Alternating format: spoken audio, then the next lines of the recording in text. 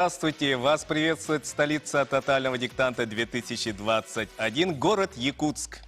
На протяжении 3,5 часов из телевизионной студии национальной вещательной компании «Саха» с вами будем мы, Эдуард Рудых, и я, Ларина Сукуева. Спасибо нашим коллегам Ольге Рябковец и Владимиру Пахомову за прекрасное начало онлайн-марафона. Для нас очень волнительно и почетно принимать в нашем городе одну из самых масштабных акций по проверке и популяризации грамотности в мире.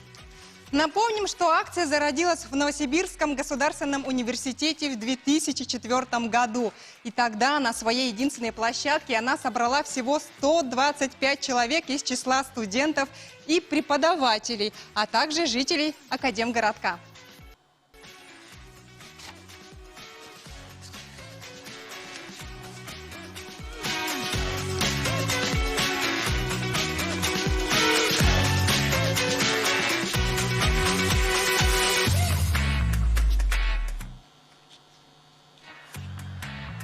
Добрый день участникам тотального диктанта и зрителям онлайн-марафона. Здравствуйте! Вас приветствует столица тотального диктанта 2021, город Якутск. На протяжении 3,5 часов из телевизионной студии национальной вещательной компании «Саха» с вами будем мы, Эдуард Рудых, и я, Ларина Сукуева. Спасибо нашим коллегам Ольге Рябковец и Владимиру Пахомову за прекрасное начало онлайн-марафона. Для нас очень волнительно и почетно принимать в своем городе одну из самых масштабных акций по проверке и популяризации грамотности в мире. Напомним, что акция зародилась в Новосибирском государственном университете в 2004 году. И тогда на своей единственной площадке она собрала всего 125 человек из числа студентов и преподавателей, а также жителей Академгородка. До 2018 года Новосибирский государственный университет был главной площадкой акции. Ежегодно в одной из университетских аудиторий текст читал автор. Но 4 года назад штаб тотального диктанта подумал, что есть немало городов, которые тоже достойны принять у себя автора и стать центром притяжения внимания для ее участников. Не будем делать из этого тайны, да и вы и так уже все знаете. В 2021 году таким городом, столицей тотального диктанта, стал Якутск. Уже меньше, чем через полчаса начнется трансляция тотального диктанта с главной площадки акции этого года Дома дружбы народов имени Алексея Кулаковского, где диктатором выступит автор текста тотального диктанта 2021 года, писатель Дмитрий Глуховский. Сразу после диктанта нас ждет экспресс-разбор второй части текста. Первой части текста от члена филологического совета тотального диктанта Натальи Сергеевны Милянчук, а также видеоэкскурсия по знаковым местам акции в Якутске, лекция о якутском языке и долгожданная встреча с Дмитрием, и даже небольшой телемост Владивосток-Якутск. Так что обязательно дождитесь этого момента и оставайтесь с нами. Еще раз отметим, что в феврале этого года Якутск победил в конкурсе «Столица тотального диктанта», обогнав еще 12 городов-участников. Сначала по итогам зрительского онлайн-голосования, а затем уже очно в финале в Москве по результатам оценок жюри завоевал статус столицы. У нас есть возможность прожить этот невероятный момент еще раз. Давайте посмотрим, как это было.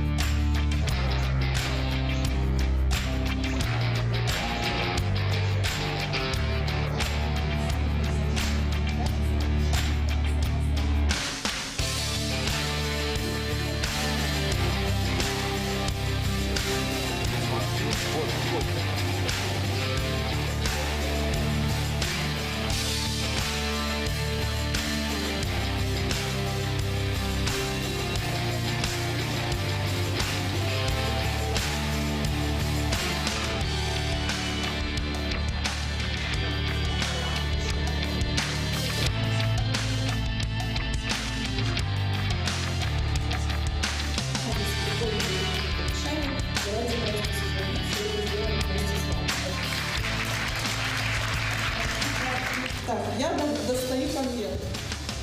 Дмитрий. Барабанная дробь.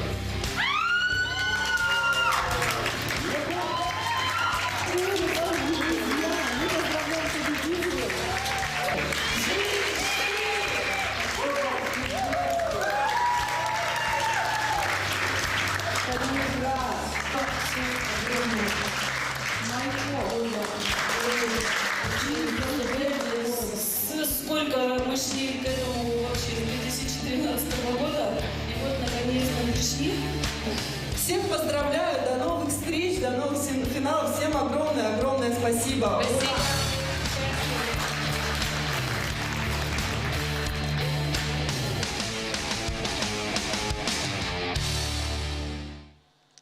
А мы продолжаем наш онлайн-марафон из якутской студии. Тотальный диктант в Якутске предварял фестиваль грамотности и русского языка.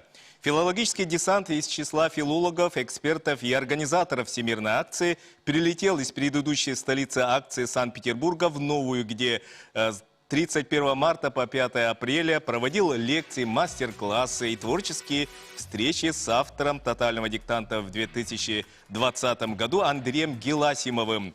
Приятно осознавать, что для Андрея Валерьевича Якутск имеет, как мы думаем, особое значение, ведь здесь он закончил университет. И не просто закончил, но позже и преподавал в нем. И мне посчастливилось быть его студенткой. Андрей Валерьевич горячо поддерживал Якутск в борьбе за статус столицы тотального диктанта. А впервые тотальный диктант прошел в Якутске в 2013 году. И тогда в нашем городе было всего 2 площадки – в университете и в библиотеке. А в акции приняло участие всего около 750 человек. В 2019 году количество участников было уже более 1500. Увеличилось количество площадок, в том числе закрытых. Акция растет, расширяется с каждым годом, привлекая все новых участников и энтузиастов, которые с радостью подключаются к ее организации. В этом году тотальный диктант уже менее чем через полчаса напишут около 3000 участников, любителей русского языка и культуры. Главной площадкой станет Дом дружбы народов имени Алексея Кулаковского. В районах республики открыто 66 площадок в библиотеках, школах и учреждениях среднего профессионального образования. Также в Якутске будут работать 27 площадок в Национальной библиотеке, Северо-Восточном федеральном университете и школах. Кроме того, диктант можно будет написать онлайн. Воистину планетарный масштаб для нашего города и стать частью онлайн-марафона, который продлится почти 18 часов. Это очень невероятно и очень волнительно. А мы напоминаем, что на протяжении всего марафона ждем от вас комментариев, вопросов и историй в наш аккаунт в Телеграме. В течение сегодняшнего дня нас ждет немало интерактивных конкурсов, так что держите телефоны наготове. Мы отслеживаем ваши посты и сторис, отмечайте наш аккаунт, ставьте хэштеги «Всем диктант», «Тотальный диктант» и ищите себя в нашем эфире. А еще в течение всего дня наши волонтеры готовы ответить на все ваши вопросы о тотальном диктанте на почте help@totaldict.ru. И не переживайте, если вы не получаете ответы мгновенно. Ребята-волонтеры стараются быть оперативными, но помните, что их гораздо меньше, чем вас. Потерпите немножко, и вы обязательно получите ответ на ваш вопрос. Также не забывайте заходить на лендинг нашего марафона, где расположена программа сегодняшнего дня. Благодарим фонд президентских грантов, который 3-й год подряд поддерживает инициативу фонда «Тотальный диктант» и группу компаний «Регион» и лично Сергея Сударикова за финансовую помощь в осуществлении съемок короткометражного фильма по тексту «Тотального диктанта 2021». А также благодарим компанию «Яндекс», которая поддерживает всех нас. Кроме этого, мы хотим отметить партнеров тотального диктанта в Якутске. Это Северо-Восточный федеральный университет имени Максима Кировича Амосова. Это кафедра русского языка филологического факультета СВФУ. Это Национальная библиотека Республики Саха-Якутия. Первичная профсоюзная организация студентов СВФУ и мультимедийный исторический парк «Россия. Моя история». А теперь давайте посмотрим небольшое видео, в котором рассказывается, как принять участие в тотальном диктанте в этом году.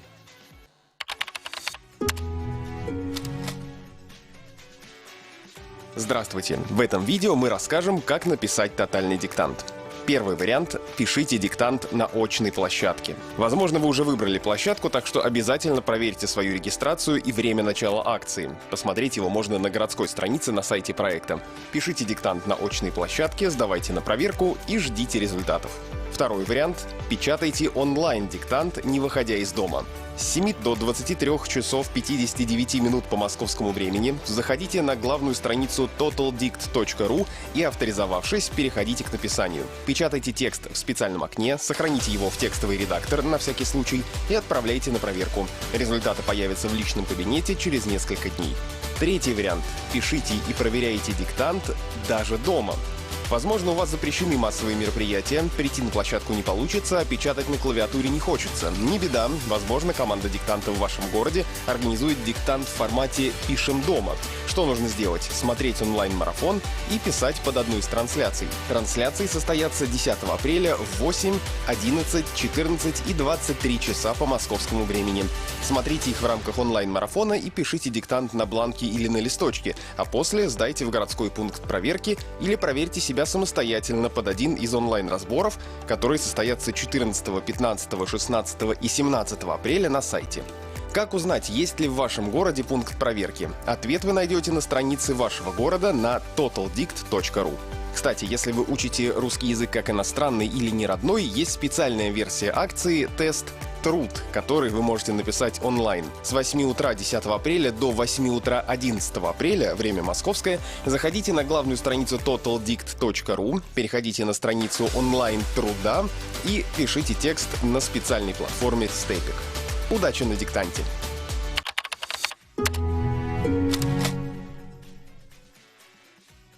Мы в этом блоке.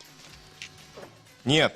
Значит, зачитаем самые интересные А мы варианты. вновь приветствуем вас в якутской студии онлайн-марафона и тотального диктанта. И это студийное включение. Мы начинаем с приятного, а именно с подведения итогов конкурса, который был анонсирован Ольгой и Владимиром в московской студии. Еще есть несколько минут, пока мы принимаем ваши ответы, так что напомним, в чем заключался конкурс. Еще раз торопитесь, у вас есть последняя возможность принять в нем участие и посоревноваться за подарок от нашего партнера English First. Друзья, формулировку вопроса вы видите на экранах у себя в телевизоре, в компьютере. Итак, опишите в 7-10 словах ситуацию, для называния которой в русском языке еще нет слова. Свои ответы присылайте сообщениями в наш Телеграм. И за это время мы получили немало ваших ответов. Кстати, Эдуард, если бы ты принимал бы участие в этом конкурсе, какую ситуацию ты описал бы? Для чего у тебя никогда не находится слово? Знаешь, как трудоголик, я бы сказал следующее. Вот, очень хотелось бы, чтобы было слово, которое описывало бы состояние, например, «Я вчера опять лег спать сегодня». Или, знаешь, не хватает слова для описания того чувства, когда ты валишься от усталости, но сон мгновенно улетучивается, как только ты ложишься в постель. Бывало у тебя такое? Конечно, не раз. И я думаю, что многим нашим телезрителям и зрителям это знакомо. А вот Владимир и Ольга знают об этом ощущении не понаслышке. Я как представлю эти невероятные ощущения после 17 часов эфира. Наверняка безумно устаешь, но такой эмоциональный заряд просто не дает заснуть. Итак, какие же ситуации вспомнили наши зрители? Зачитаем самые интересные варианты прямо сейчас. То чувство, когда хочется позавтракать, но на тебе лежит кот. Ольга Бочкарева. Не хватает слова для описания ситуации, когда к тебе на улице подходит человек, обращается по имени, а ты не можешь его вспомнить. Или получаешь сообщение с теплым поздравлением от незнакомого номера и не понимаешь, кого благодарить. Мне кажется, одно и то же слово могло бы подойти для обеих ситуаций. Ирина Винтовская. И чувство, тотально затмевающее остальные в предвкушении написания тотального диктанта. Да кот, да кот. Итак, кто же стал победителем этого конкурса? Эдуард, давай выберем 3 самых оригинальных зрителей, чьи варианты точно заслуживают того, чтобы быть описанным одним словом. Те варианты. Так. Так, вот еще. Угу. Вот это вот может быть, да? Так, три же у нас должно. 3 победителя, да. 3 победителя. Вот эти? Да. Я думаю, что да. Конечно. Эдик, озвучивай. Итак, подарки от нашего партнера English First уходят Ольге Бочкаревой. Так, за ситуацию, то чувство, когда хочется позавтракать, но на тебе лежит кот. Так, дальше. Ирина Винтовская. Не хватает слова для описания ситуации, когда к тебе на улице подходит человек, обращается по имени, а ты не можешь его вспомнить. Или получаешь сообщение с теплыми поздравлениями от незнакомого номера и не понимаешь, кого благодарить. И мне кажется, одно и то же слово могло бы подойти для обеих ситуаций. Ирина Винтовская. И чувство тотально затмевающее остальные предвкушение написания тотального диктанта. Докод, подпись. Замечательная, кстати, ситуация. Эдуард, вот как бы ты мог описать слово, когда вот на улице ты встречаешь человека, он кричит тебе: «Эдуард, привет!», а ты вот не знаешь, кто это, но лицо знакомое. Действительно, невозможно же описать эту ситуацию одним словом. Друзья, ждите ответной весточки от наших бойцов невидимого фронта. Они обязательно с вами свяжутся и объяснят, каким же образом можно забрать свой приз. А мы на несколько минут перенесемся в атмосферу большой тотальной семьи, охватывающей все континенты планеты, и посмотрим видеоролик с обращениями координаторов тотального диктанта из разных городов и стран.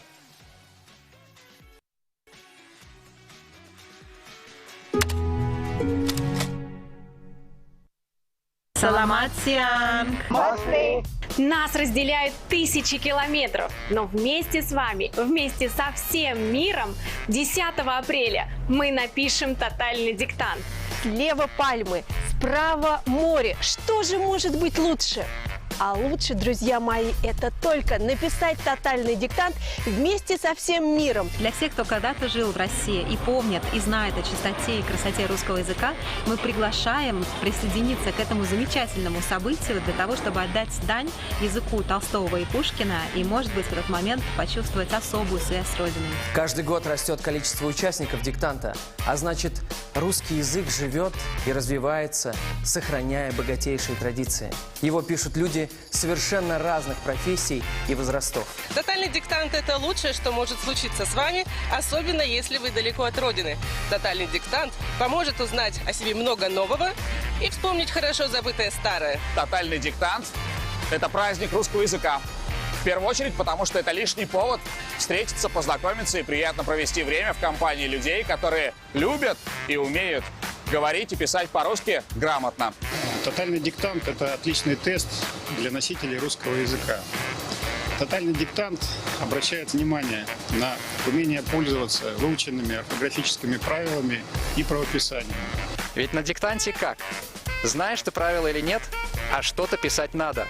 И так мы приобретаем ценный навык быстрого принятия решения в условиях ограниченной информации. Мы любим тотальный диктант за его бурную и оживленную атмосферу праздника. Акция «Тотальный диктант» еще поможет показать и выяснить, как воспринимается русская культура и как помогает обучению русскому языку в разных странах. Диктант пишут корпоративными командами, целыми ведомствами и предприятиями, семьями, классами, компаниями. Участие в тотальном диктанте – это повод встретиться, написать диктант и поговорить о русском и на русском языке. Никогда не ставьте точки в своем обучении, а только запятые и многоточия. Удачи! Сумейте насладиться моментом. И помните, что писать грамотно – это модно. Оценка – это не важно. Важно то, что вы пришли на тотальный диктант. То, что вы сделали над собой усилия и согласились на часок выйти из своей зоны комфорта. Желаем не бояться пробовать свои силы и не терять мотивацию в изучении богатого и красивого русского языка. Всем радости и отличного настроения. Не бойтесь совершать ошибки, как орфографические, так и пунктуационные. Пишите диктант и любите русский язык. Всем диктант! Всем диктант! Ну а это наш любимый лозунг тотального диктанта. Надо чаще встречаться.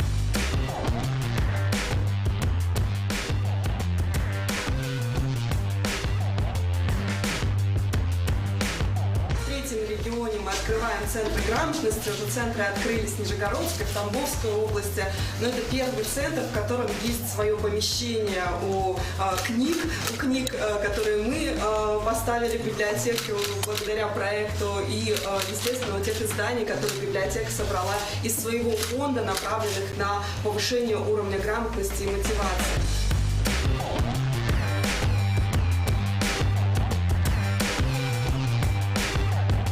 Это первый центр, но в скором времени заработают и другие. В библиотеках, в частности, городов и населенных пунктов нашей области, таких как в Рыбном, Шацке, Кораблино, а также в деревне Новая Батурина. Безусловно, правительство области готово оказывать содействие в развитии деятельности этих центров грамотности. И я уверен, что они станут еще одной значимой точкой объединения той большой работы, которую ведет научная, культурная, педагогическая общественность нашего региона. Книга тотального диктанта, она называется «100 текстов о языке». Здесь ученые, журналисты грамотно, интересно и неформально рассказывают о языке. Пожалуйста, я надеюсь, она доставит вам удовольствие. И такая книга пойдет во все центры грамотности. Я надеюсь, она будет востребована. Спасибо большое.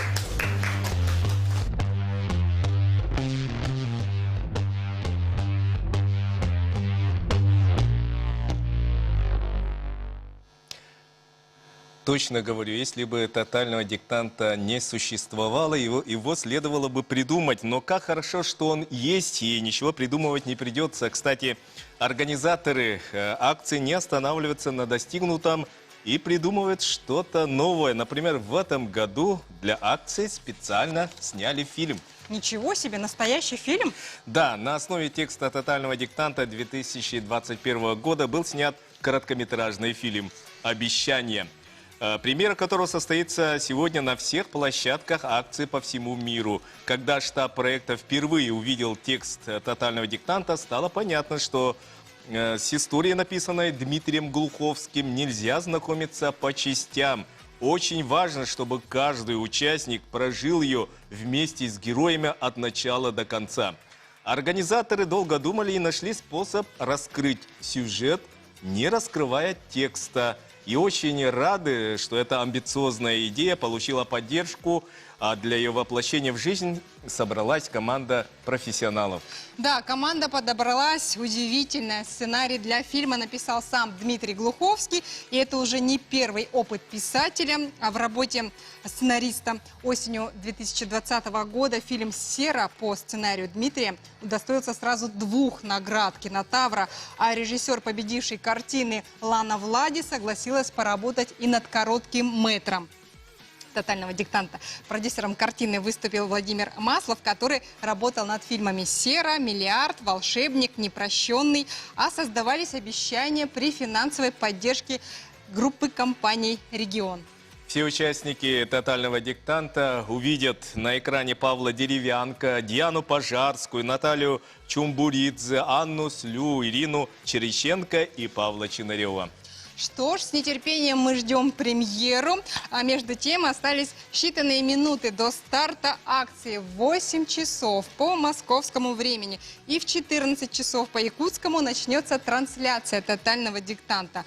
Ну а сейчас самое время познакомиться с двумя словами, которые встретятся в тексте в первой части, написанного Дмитрием Глуховским специально для тотального диктанта 2021 года. В этом выпуске 10 слов тотального мы расскажем о словах «тормошить» и «облеплять». Облеплять. Как проверить безударную гласную в глаголах «облепить» и «облеплять»? Наверное, любой школьник скажет, что можно подобрать проверочное слово с ударной гласной, «лепит», например, и написать букву «е». Это правильный ответ с точки зрения школы. В школе этот корень дается как проверяемый, но с точки зрения академической орфографии этот ответ неверный, потому что корень «леп-лип» сейчас описан учеными как корень с чередованием. Дело в том, что под ударением в этом корне может быть «е», как, например, в слове «лепка», и «и», как в слове «прилипнуть». Поэтому безударная гласная здесь не проверяется ударной, а действует другое правило, хорошо знакомое нам по другим корням с чередованием, например, бер-бир, пер-пир, тер-тир и так далее. В корне «леп-лип» без ударения пишется буква «и» в словах с суффиксом «а», а в остальных случаях, то есть там, где этого суффикса нет, пишется буква «е». Вот, например, слова с корнем «лип» — «влипать», «слипаться». А вот слова с корнем «леп» — «лепить», «лепешка», «лепной», «лепнина», «облепиха». Но какое же правило без исключений? Здесь они тоже есть. Слова «липучий» и «липучка» пишутся через «и», хотя суффикса «а» в этих словах нет. Обратим внимание еще и на то, что буква «и» пишется именно перед суффиксом «а», а не перед суффиксом «я». Поэтому глагол «облеплять» пишем через «е», как и «облепить». Тормошить. Откуда происходит слово «тормошить» и связано ли оно как-то с тормашками? Такой детский вопрос может поставить взрослых в тупик. В тупик история слова «тормошить» ставит и лингвистов. Макс Фасмер в своем знаменитом этимологическом словаре русского языка, сопоставляя глагол «тормошить» с родственными словами из других славянских языков, честно признается, что дальнейшая история слова не ясна. Некоторые лингвисты связывают «тормошить» с той же основой, что и «трясти» или латинское «тремо» — «трясусь, дрожу». Но Макс Фасмер родство глагола «тормошить» с этим латинским корнем называет сомнительным. Кажется очень соблазнительным связать глагол «тормошить» с выражением «вверх тормашками», которое означает кувырком, через голову, вверх ногами, или вверх дном в опрокинутом положении, или в полном беспорядке. Такая версия, связывающая тормашки с глаголом «тормошить», существует, но многие ученые с ней не соглашаются и предлагают другое объяснение. Слово связано с диалектным «тормы» — «ноги». Наконец, согласно еще одной гипотезе, слово «тормашки» связано с существительным «тормоз», которым раньше называли и железные полосы, прикрепляемые к полозьям саней. Выражение «вверх тормашками» могло относиться к перевернувшимся на льду или снегу саням. Так что пишем глагол «тормошить» с двумя «о» и не проверяем его тормашками.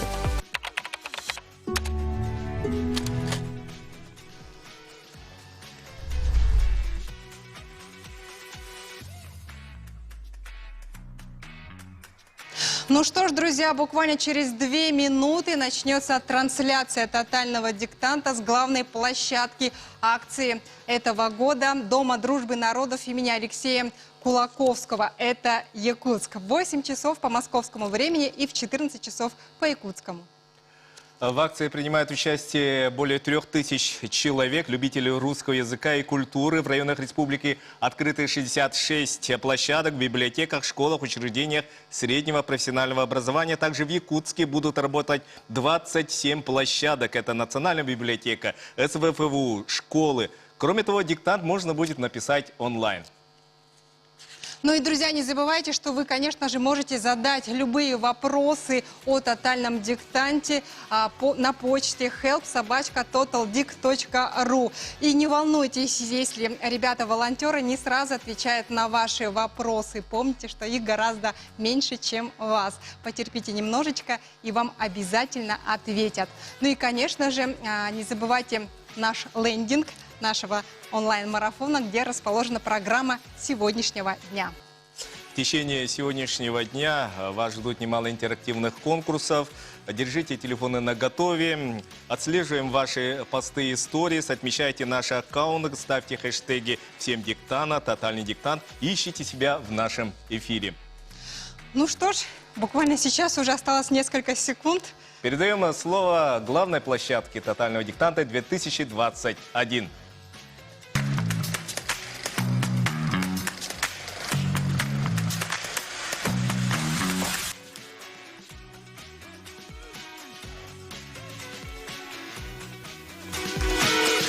Здравствуйте, друзья! Мы приветствуем всех вас на 18-м тотальном диктанте.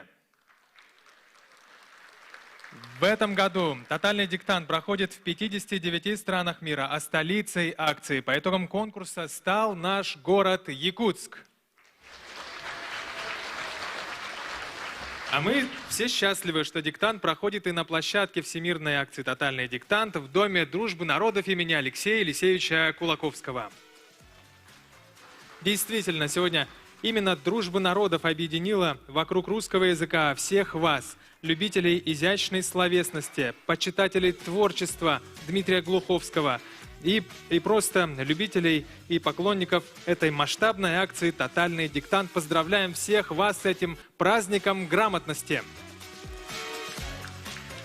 Так, дорогие друзья, пока просим вас не заполнять бланки, мы сделаем это с вами чуть позже. Позвольте сейчас представить команду, которая проводит для вас диктант на площадке.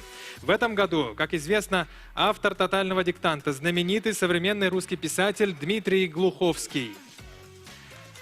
Городской координатор Ирина Жигадла, филолог Анна Шкатуляк. Также в зале работают волонтеры, студенты филологического факультета Северо-Восточного федерального университета имени Максима Кировича Аммосова, ну и ваш ведущий Владислав Давыдов.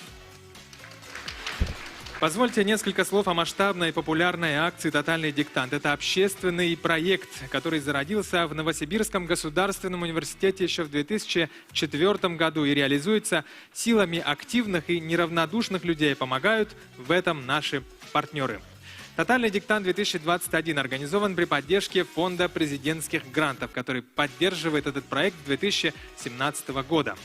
Благодарим за поддержку группы компаний «Регион», фонд Тимченко и компанию «Яндекс», которая стала партнером онлайн-марафона и онлайн-диктанта. Искренние слова благодарности выражаем правительству Республики Саха-Якутия и Северо-Восточному федеральному университету имени Максима Кировича Аммосова, нашей республиканской команде организаторов международной образовательной акции «Якутск. Столица тотального диктанта 2021». Также благодарим партнеров акции: Национальную библиотеку Республики Саха-Якутия, постоянные представительства Якутии в Санкт-Петербурге и Москве, авиакомпанию «Якутия», национальную вещательную компанию «Саха» и компанию «Берлинга» гелевыми ручками, которые вы пишете. В прошлом году, столкнувшись с пандемией коронавируса, команда акции разработала новый формат написания диктанта «Пишем дома» в рамках еще одного нового формата онлайн-марафона. И сегодня участники в городах, где по-прежнему запрещены, к сожалению, массовые мероприятия, на очных площадках пишут диктант дома. Всех, кто сегодня пишет с нами на площадке, я приглашаю также присоединиться к онлайн-марафону. После написания диктанта я подробнее расскажу, как это сделать. Итак, теперь о порядке проведения диктанта. Он следующий. Сначала мы вместе заполним бланки, затем посмотрим короткометражный фильм по тексту «Тотального диктанта» 2021 года.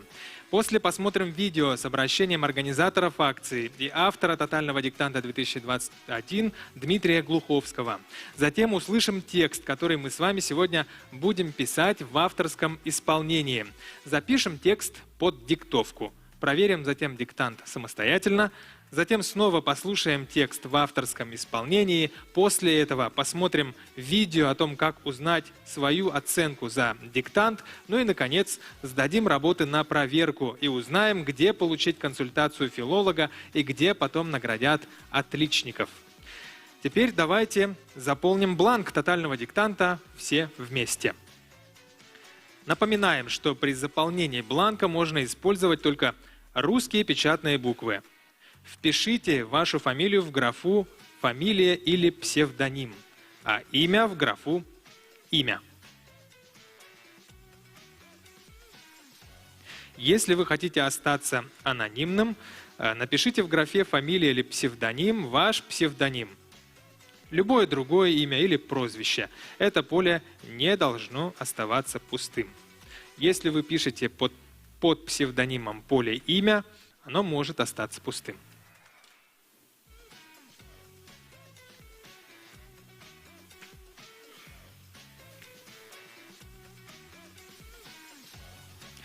Также просим вас заполнить графу «Кодовое слово». Это должно быть одно слово, не словосочетание. Впоследствии его потребуется ввести на сайте totaldict.ru, чтобы узнать ваши результаты. Это поле тоже обязательно нужно заполнить. Кодовое слово.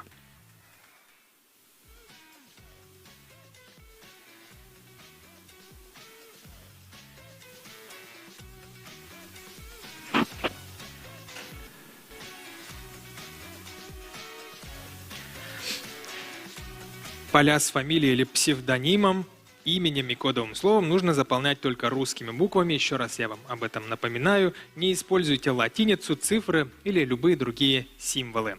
И обязательно запомните или запишите имя и кодовое слово в точности, так как вы указали их на своих бланках.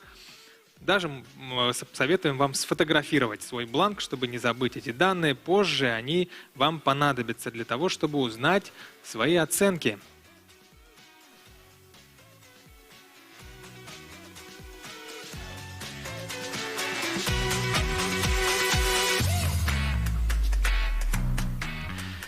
Сегодня мы пишем диктант по тексту, который специально для акции подготовил известный писатель и сценарист Дмитрий Глуховский. Он написал диктант в 5 частях. 4 из них пишут на очных площадках и в формате «Пишем дома». А 5-я часть, в которой содержится развязка текста, в течение всего 10 апреля доступна для написания онлайн на сайте totaldict.ru. Мы уверены, что история захватит вас до глубины души, так что обязательно напишите и онлайн-диктант, чтобы узнать окончание текста.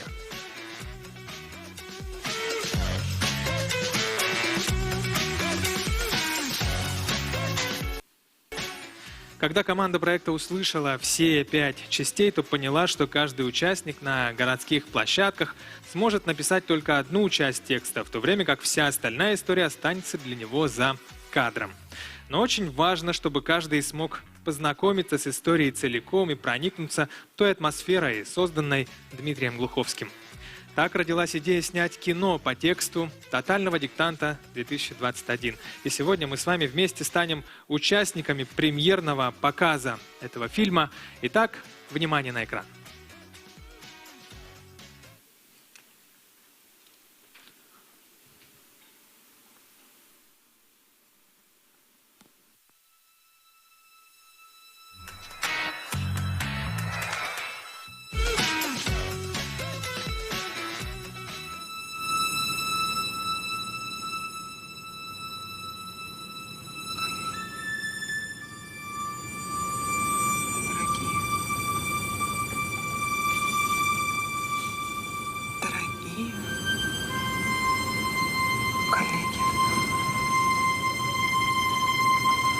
Дорогие коллеги, дорогие коллеги, дорогие коллеги, дорогие, многоуважаемые коллеги, вначале я помню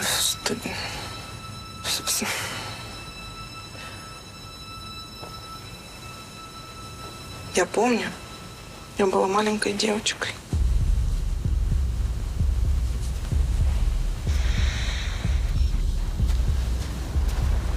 Вот это я помню.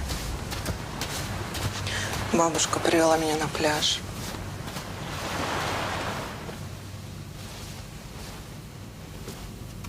Было осенью. Там никого не было. Я спросила у нее: зачем мы тут? Маленькой девочкой. Приходила туда со своим папой, моим прадедом.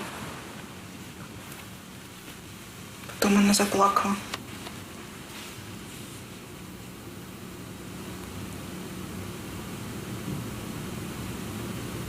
А я спросила: в чем дело, бабушка?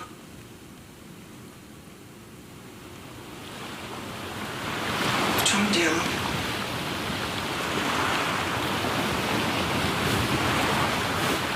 Бабушка, ты мне обещала что-то показать. Ну да. Вот море. Ну, у нас дома точно такой же. Зачем надо было столько идти? Меня сюда мой папа однажды отвел. Когда я маленькая была. Как ты? Че, прям как я?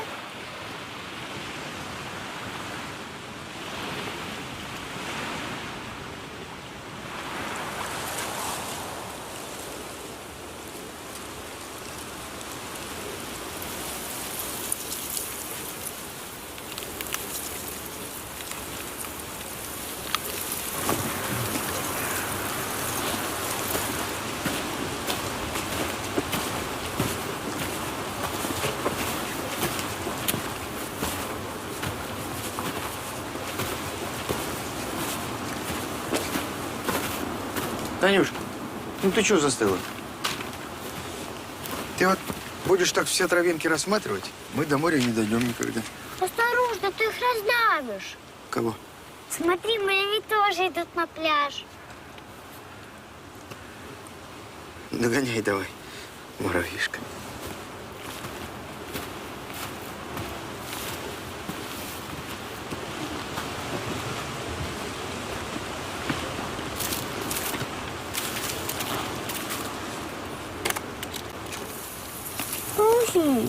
Очень.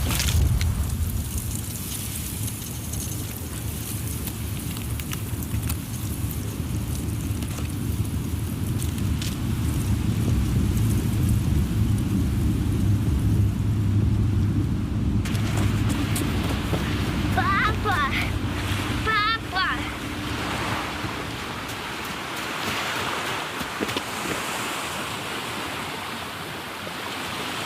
Ну?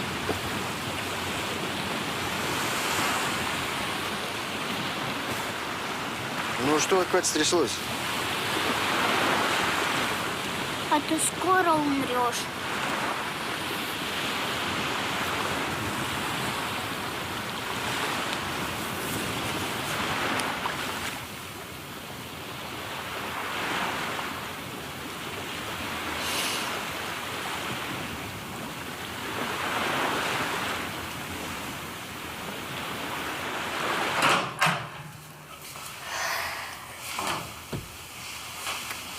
Танюш, ты чего? Все нормально?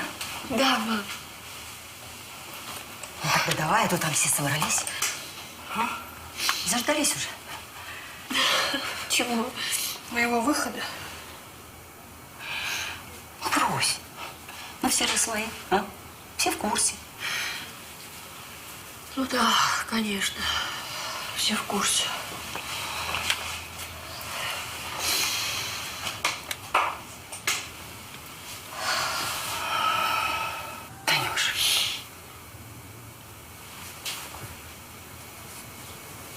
Лучше так, чем никак.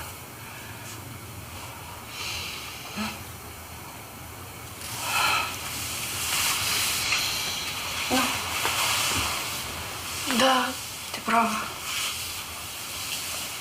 Конечно, мам.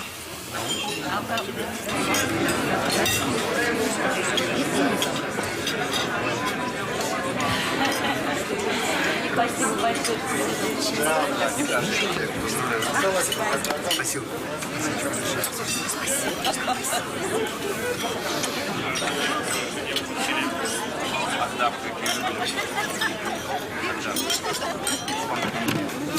Извините, пожалуйста. Извините. Спасибо. Я хочу поднять бокал за Таню.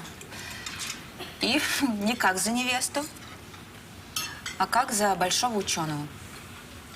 И не как подругу, потому что, как твоя подруга, я рада за тебя. Очень. Ну, а как твой научный руководитель, я надеюсь, что сейчас ты не бросишь нас и работу, потому что ты, правда, на пути к очень большому открытию, и мы все верим в тебя и надеемся... Людочка Феликс, я прошу прощения, я на правах жениха, так сказать, да? Я уж не знаю, что там Танюша, а я, так сказать, собираюсь у вас ее забрать. Потому что я как мужчина свой долг в первую очередь в чем вижу? Свое мужское предназначение. Что Танюша у меня смогла больше уже никогда, нигде не работать. Чтобы смогла посвятить, так сказать, больше времени дому, да? Молодец, мужик. Детям. И нашла свое простое, так сказать, женское счастье. А не как у вас там у всех, понимаешь? Прости, Господи. Вот за это и хочется выпить. Ура! За женское счастье!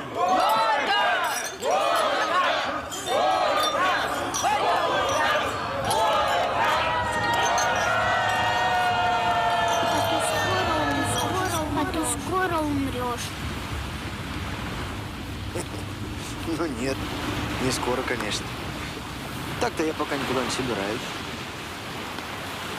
Нет, ты никогда не умрешь. Когда вырасту, сделаю лекарство от смерти. И тебе дам. Договорились?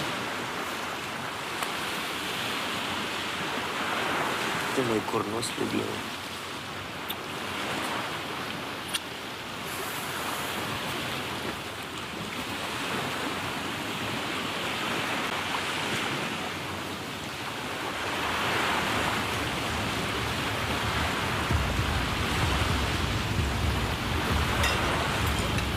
Папу вспоминали?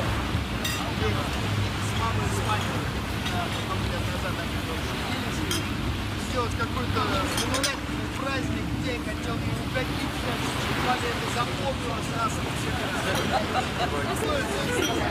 У обручального кольца нет начала и конца! Правильно!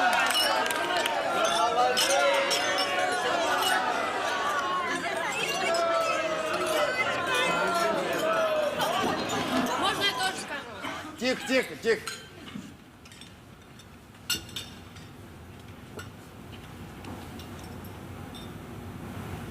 Я просто хотела сказать, что я не так себе все представляла. Не так представляла себе этот день совсем. Мама мне вот сейчас сказала, что лучше так, чем никак, мол. Но, мам, я себе все представляла не так.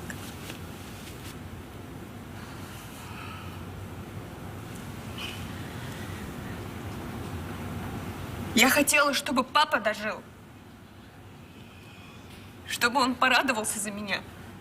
Ну, Тань, что ж ты сделаешь?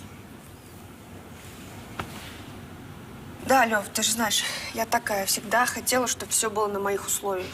Ну, где уж не знаю. А насчет женского, спасибо тебе большое, Левочка. Но ты и так меня уже осчастливил.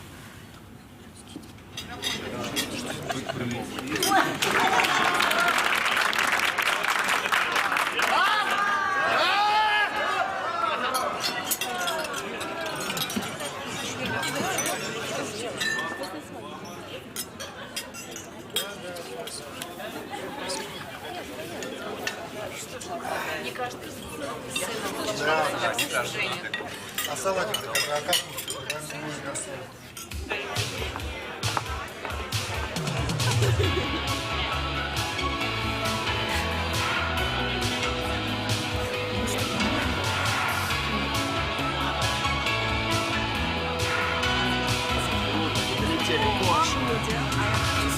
Забирайте. Раскусните листок, простудишь.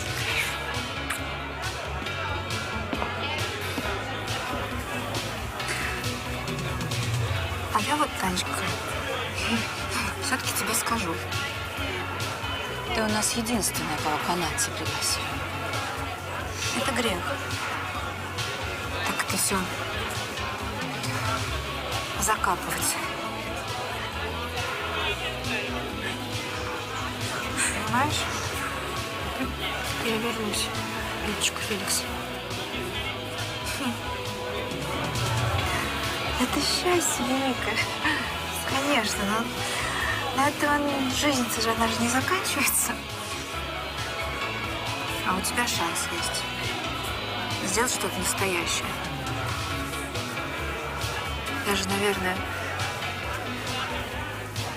мир, понимаешь? К лучшему изменить. Я вернусь, Любочка. Я отстроюсь по-быстрому, вернусь.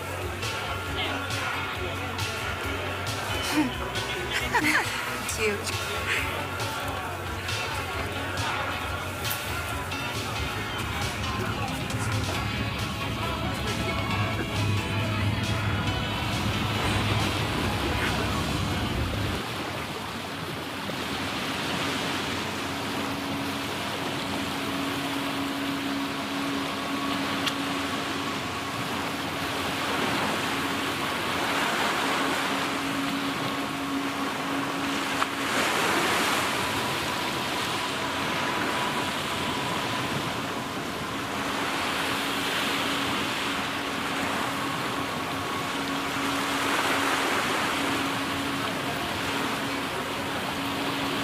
Ну, крайне.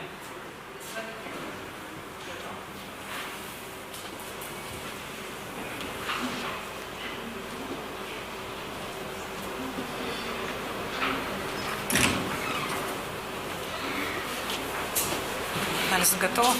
Да. Мохова Татьяна. Я. Проходите.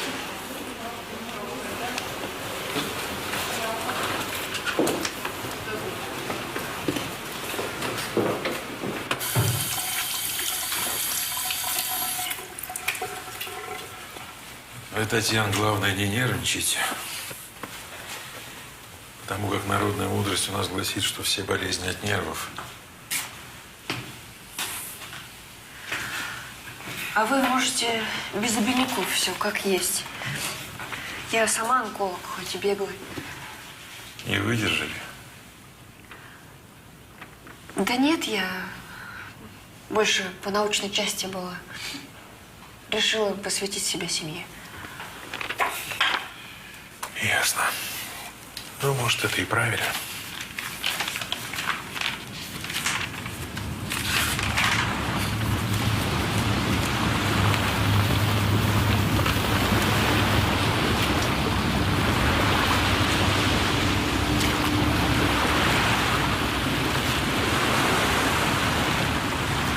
Не уходи!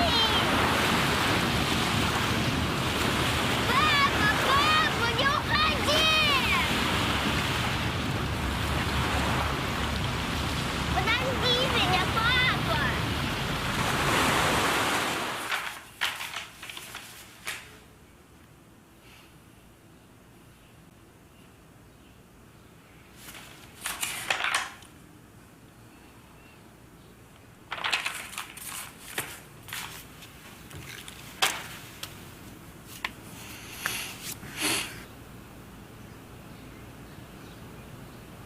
Так вы говорите, дети у вас уже есть? Да, это да. Что-что, а вопрос с детьми решен. У меня 3.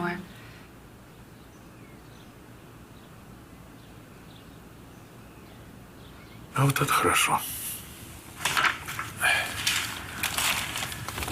Очень хорошо. Бабушка! Бабушка Таня! Ну, ба! Ну, это черт еще знает, когда было. Ну, да.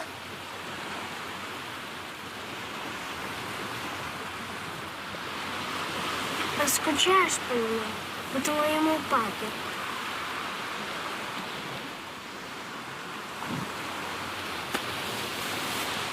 Хотелось бы с ним поговорить.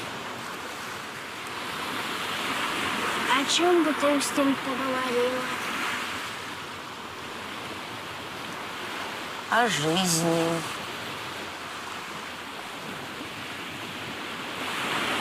Я когда вырасту большая, придумаю лекарство, чтобы люди больше не умирали. И тебе дам. Мы с тобой всегда сможем поговорить.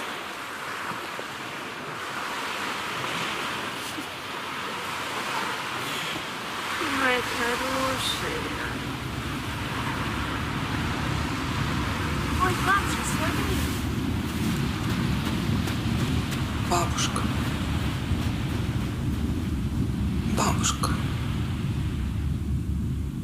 бабушка была счастлива в браке. Вырастила 3 детей, в том числе мою маму. Те радости, которых я, например, лишена. В тот день на пляже, когда я спросила у нее: почему ты плачешь, бабушка? Она ответила: неужели вот это и есть жизнь? Неужели жизнью не должно называться нечто более великое?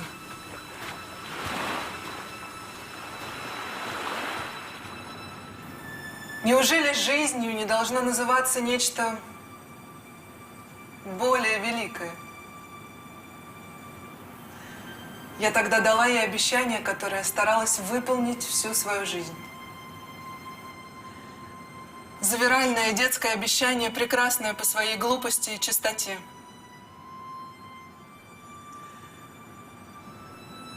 Именно оно и привело меня сюда. Я благодарна вам за признание. Спасибо.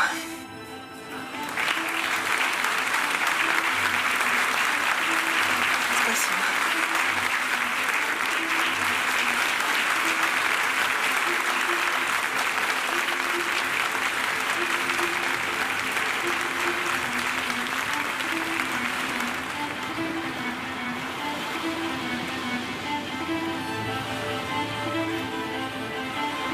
Ты боишься?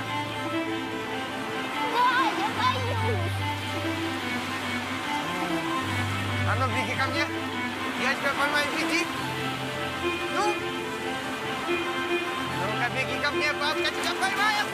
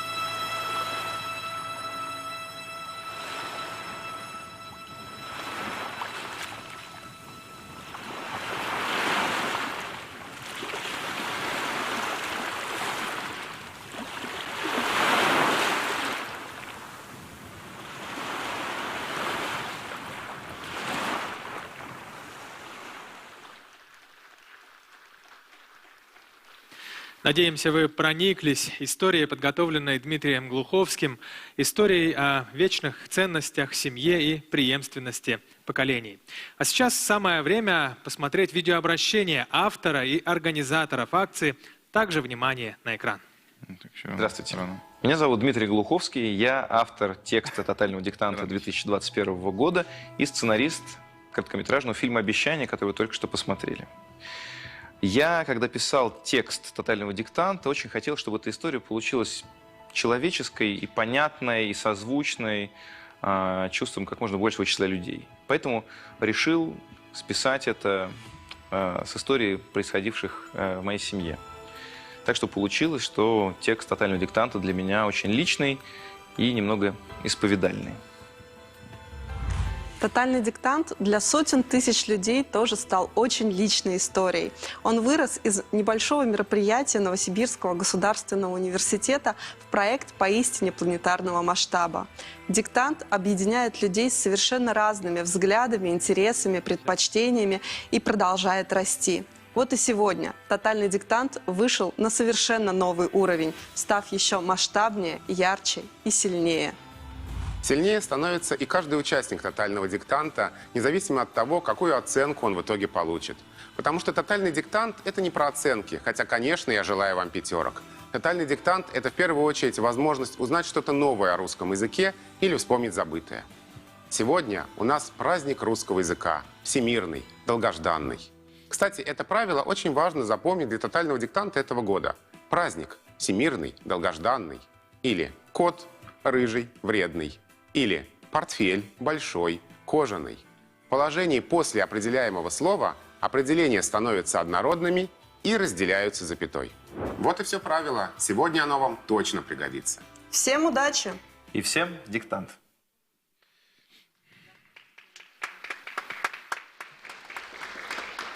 Так, ну что?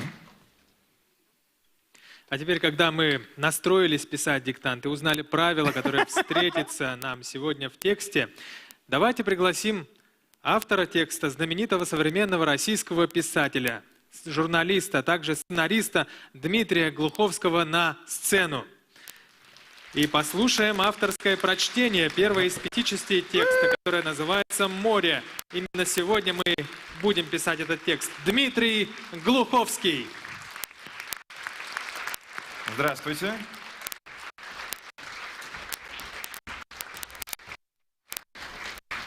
Здрасте. Пожалуйста, вам слово. Здравствуйте.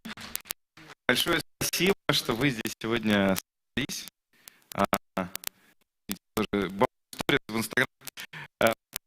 Для меня большая честь, на самом деле огромная честь, во-первых, быть автором тотального диктанта 2021 года. Я некоторое время с нетерпением ждал, когда функция предложена мне. За тотальным диктантом слежу лет диктатор. И, в общем, давно хотел придумать какой-то текст, который потом описали все участники. Это замечательно.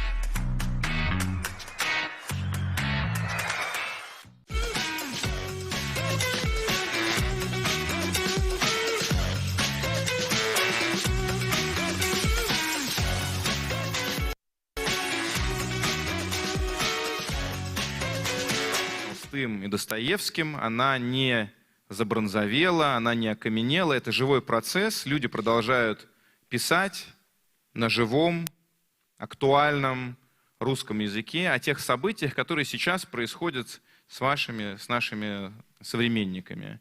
Она продолжает развиваться.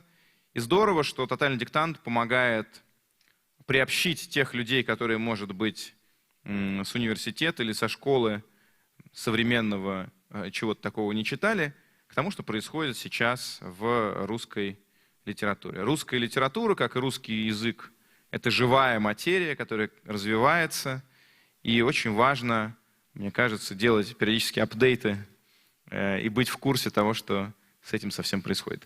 Я, выбирая тему для тотального диктанта, когда выбирали меня в авторы, меня выбрали потому, что, насколько я понял, год прошлый был очень апокалиптический, казалось, что вот-вот конец света, чем все кончится неизвестно. Подумали, кто у нас специалист по концу света. Это Дмитрий Глуховский, он написал книжку про ядерную войну. Мы его знаем по этой истории. В общем, доверим-ка мы в эти мрачные времена человеку, который специализируется на мрачных историях, этот диктант, этот текст. Но я лично, когда мне эта возможность была предоставлена, подумал, что хочется высказать совсем на другие темы. И это не темы сиюминутные, не темы того, что нам в прошлом и даже, может быть, еще немножко в этом году все еще кажется, что будущее у нас туманно или мрачно. Хочется, наоборот, в такие времена вспомнить о том, что помогает нам держаться, что наполняет нас силами, энергией и ради чего мы, в общем, живем. Это наши семьи, связь, которая у нас существует с нашими родителями, связь, которая у нас существует с нашими детьми, то, как мы передаем свои мечты, получая их от своих родителей, передаем их дальше своим детям, а те связи, которые между поколениями существуют, то, как мы продолжаем себя в своих детях и сами того, может быть, до конца не чувствуя, не понимая, являемся продолжением своих родителей. И как не сразу это мы с вами осознаем. И как через семью, да, не мама, папа, я, вот эта вся история какая-то такая веселая, мультяшная, а семья, которая проходит от предков через нас к нашим потомкам, как мы, собственно, за счет этого являемся бессмертными, как мы получаем надежду на продолжение, и не только генетическое продолжение, да, но и продолжение какое-то духовное. То есть мы учим своих детей тому, чему учили нас наши родители, передаем им какие-то заветы, делимся своими собственными жизненными открытиями и передаем им те задачи, те мечты, которые сами не успели осуществить. Я вот именно этой теме решил посвятить текст «Тотального диктанта».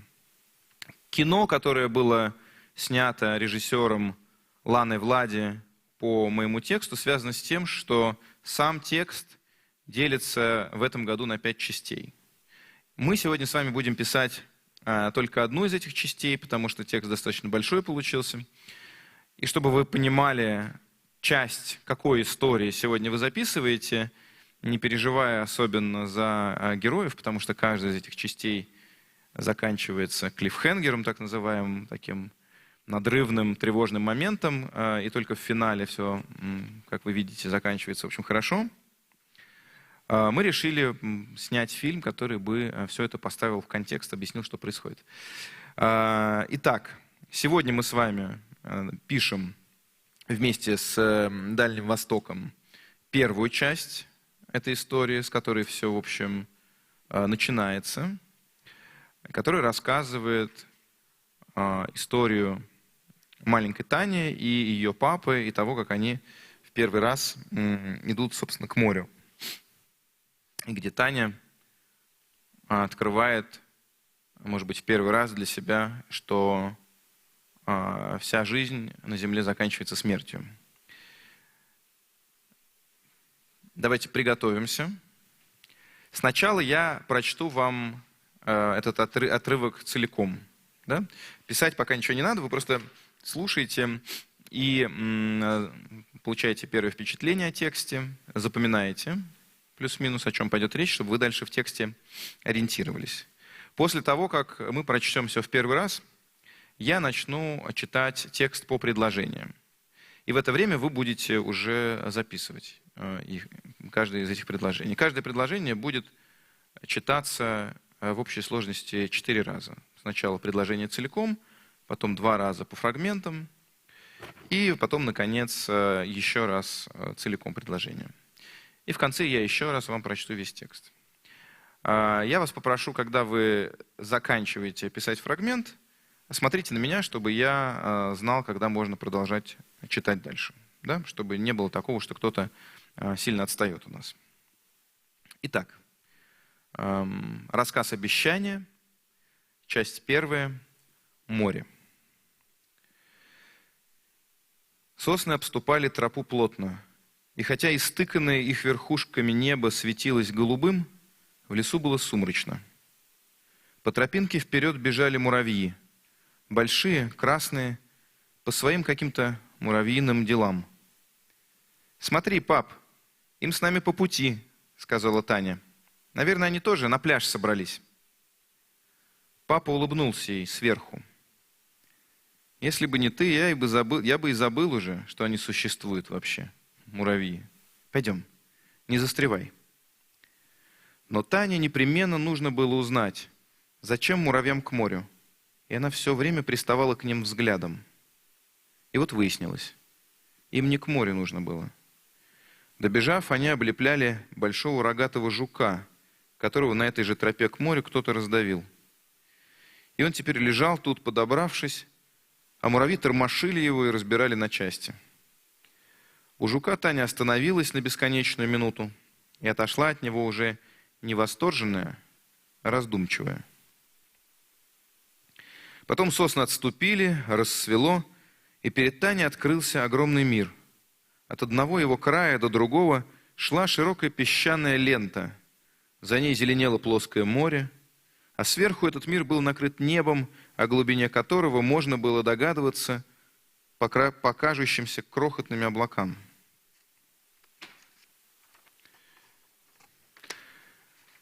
Проведя Таню через лес, папа отпустил ее руку и пошел мочить ступни в спокойной воде. Ветер дул Тане в лицо, как дуют на царапину, чтобы не болело. Но у Тани болело. Она нагнала отца до того, как он успел зайти в воду. «Пап, а ты ведь еще не скоро умрешь?» – спросила она. Папа улыбнулся. «Не скоро», – пообещал он. «Я вроде не такой уж и старый». «Ну, все-таки довольно старый уже». Таня подумала и решила. «Ты не умрешь, пап.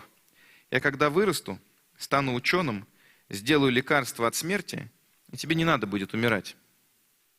Договорились. Отец, стараясь не смеяться, пожал ей руку, как мужчины друг другу жмут, и вошел в море. Так. Мы начинаем с вами писать. Доставайте ручки, планшеты.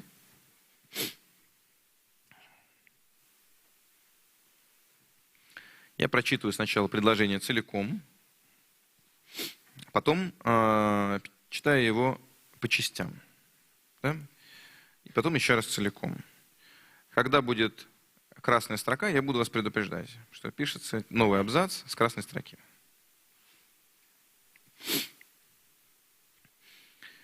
Сосны обступали тропу плотную, и хотя истыканное их верхушками небо светилось голубым, в лесу было сумрачно.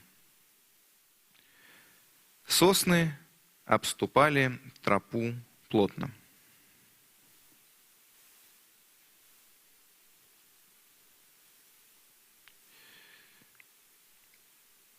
Сосны обступали тропу плотно. И хотя истыканное их верхушками небо светилось голубым,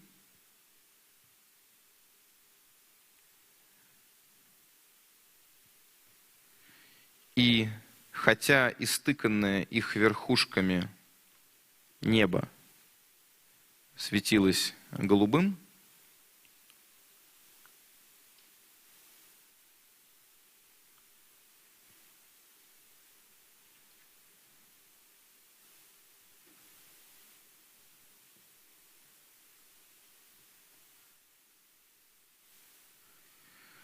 в лесу было сумрачно.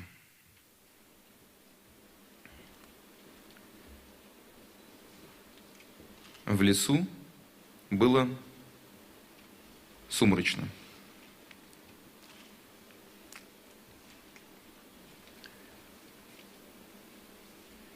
Сосны обступали тропу плотно. И хотя истыканное их верхушками небо светилось голубым, в лесу было сумрачно.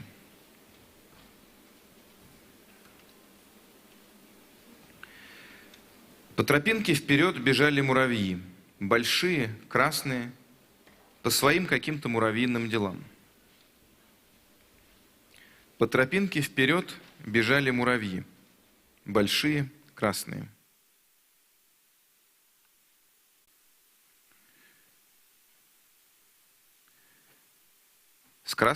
Если бы не ты, я бы и забыл уже, что они существуют вообще, муравьи. Если бы не ты,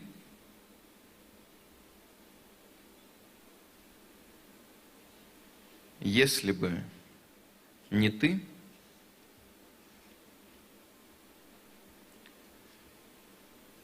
я бы и забыл уже,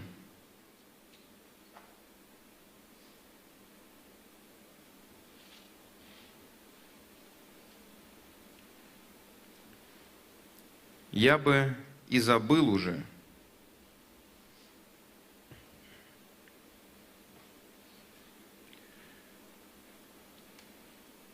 что они существуют вообще.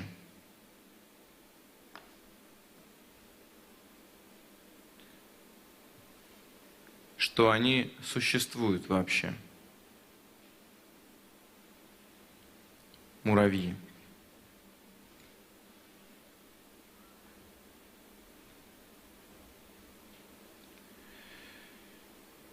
Муравьи.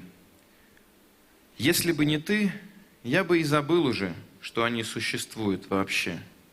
Муравьи. Пойдем, не застревай.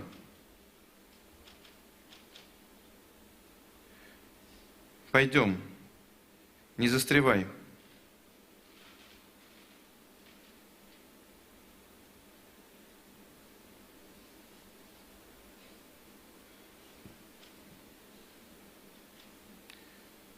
Пойдем, не застревай.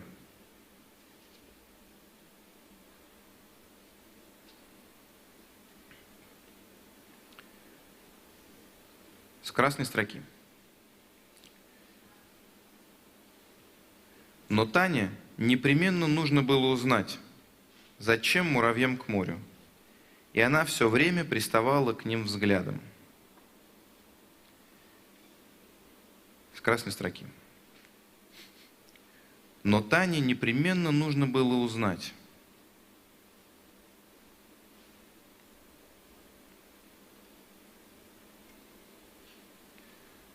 Но Тане непременно нужно было узнать.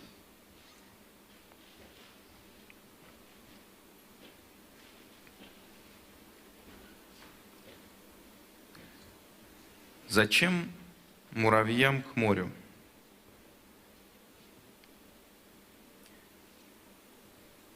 Зачем муравьям к морю?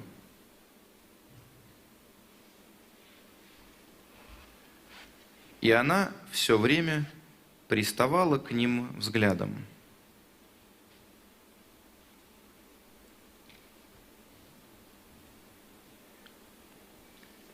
И она все время приставала к ним взглядом.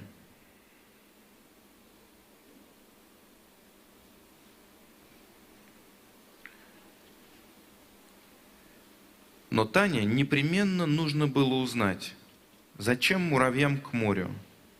И она все время приставала к ним взглядом.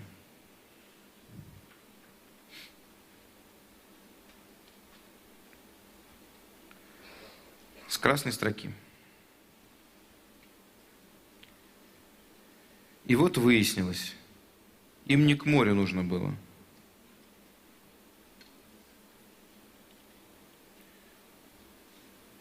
Им не к морю нужно было.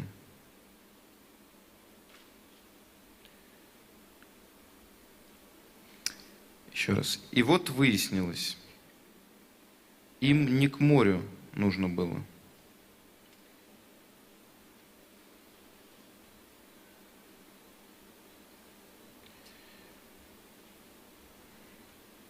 И вот выяснилось, им не к морю нужно было.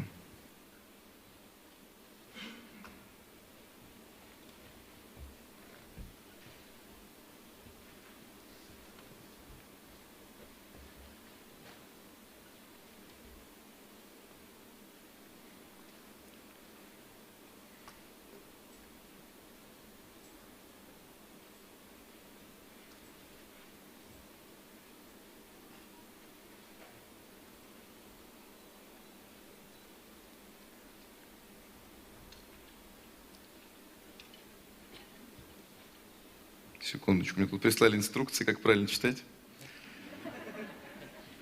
Да, давайте я вам скажу, чтобы вы не накосячили зря.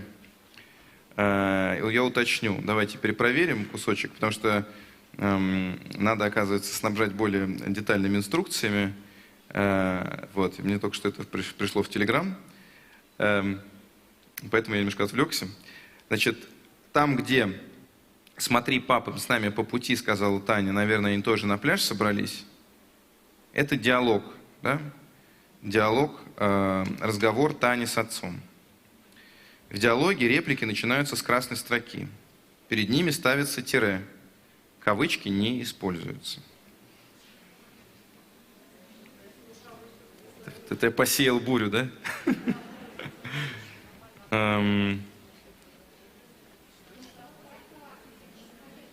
Еще раз. Ничего страшного, если кто-то сделал ошибку, да, это поскольку это мой косяк, вы можете аккуратненько зачеркнуть. И хотите, с вами перечитаем этот кусок? Давайте перечитаем.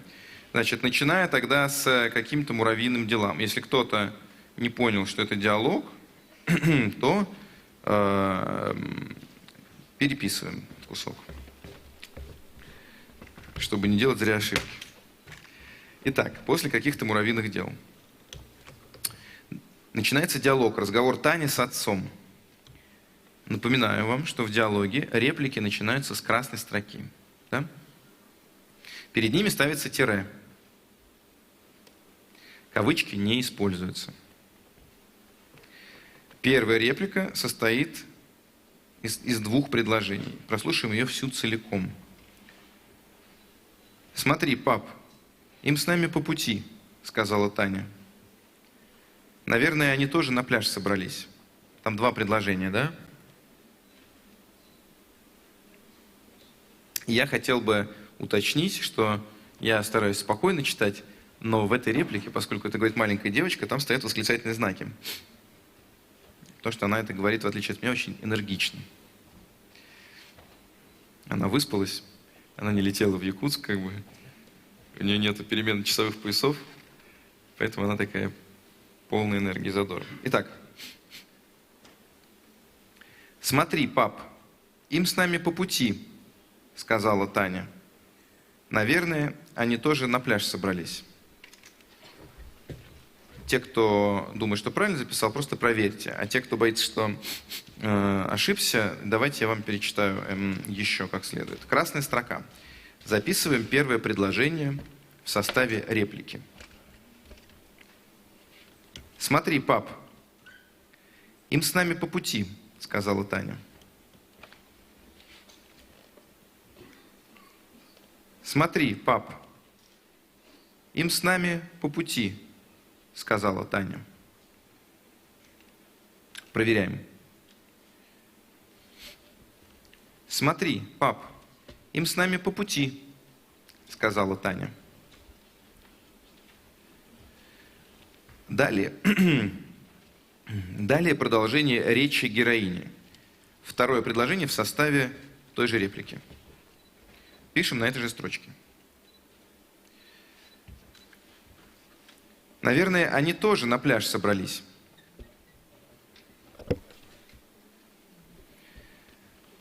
Наверное, они тоже на пляж собрались.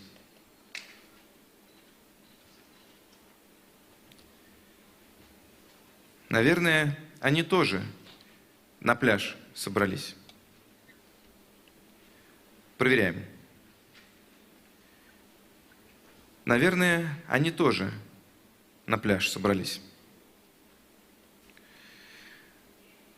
Теперь давайте проверим всю реплику, состоящую из двух предложений. Смотри, пап, им с нами по пути, сказала Таня. Наверное, они тоже на пляж собрались.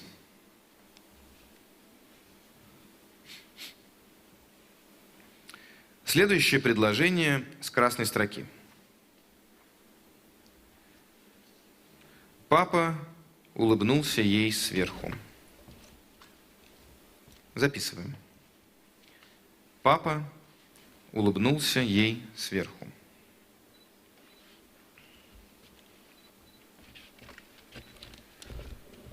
Папа улыбнулся ей сверху. Красная строка. Следующий фрагмент включает ответную реплику диалога, который тоже состоит из двух предложений. Целиком этот фрагмент звучит так.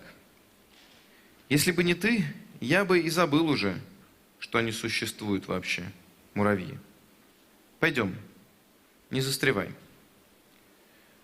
Теперь я диктую по частям первое предложение в составе реплики героя. Если бы не ты,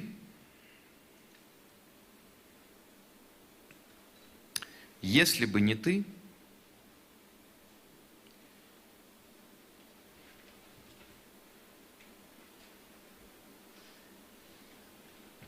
я бы и забыл уже.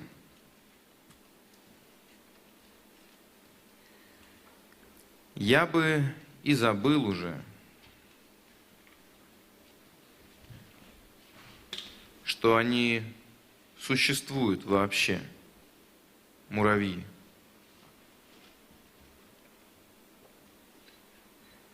Что они существуют вообще, муравьи.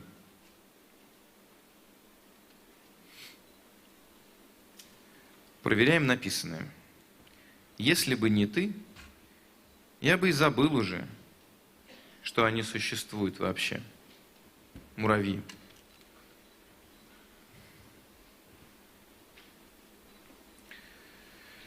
На этой же строчке записываем второе предложение в составе этой же реплики. Пойдем, не застревай. Еще раз. Пойдем, не застревай.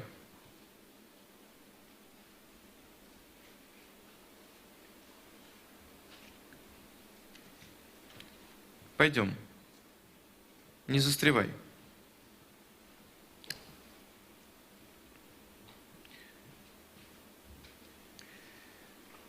Следующее предложение с красной строки.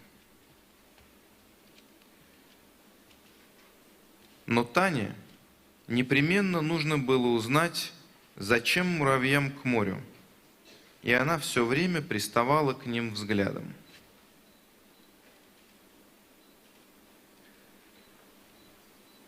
Красная строка. Но Тане непременно нужно было узнать.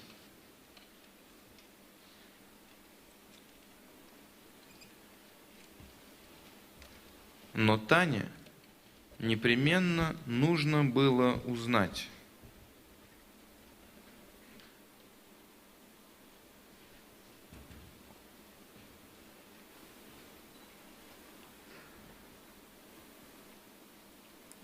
Зачем муравьям к морю?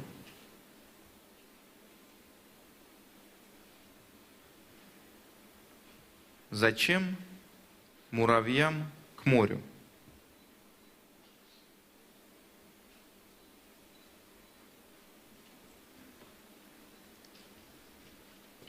И она все время приставала к ним взглядом.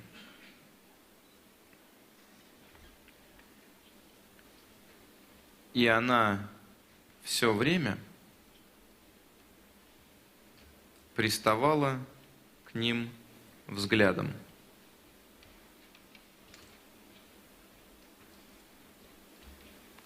Проверим это предложение. Но Тане непременно нужно было узнать, зачем муравьям к морю, и она все время приставала к ним взглядом. Успеваете писать? Если кто-то не успевает, поднимите руку, я постараюсь еще медленно читать. Все нормально, да? Следующее предложение снова с красной строки. И вот выяснилось, им не к морю нужно было. Проверяем. И вот выяснилось, им не к морю нужно было.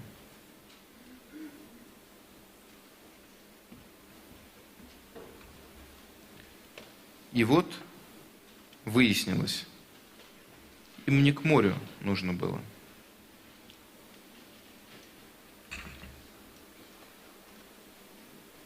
Следующее предложение.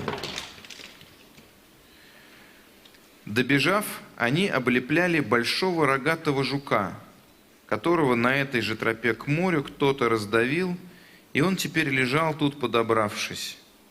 А муравьи тормошили его и разбирали на части. Диктую по частям. Жука.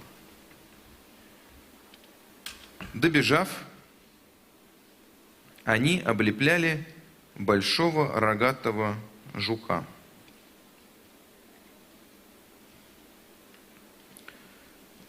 Добежав, они облепляли большого рогатого жука.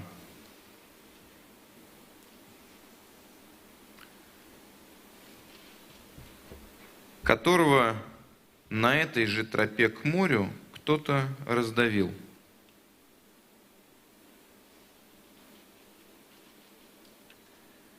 Которого на этой же тропе к морю кто-то раздавил.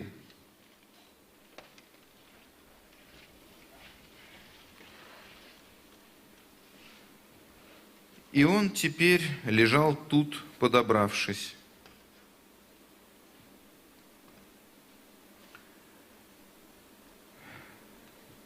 И он теперь лежал тут, подобравшись.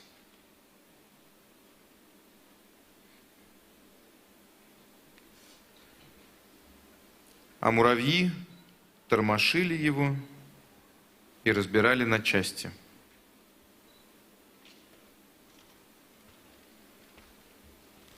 А муравьи тормошили его и разбирали на части.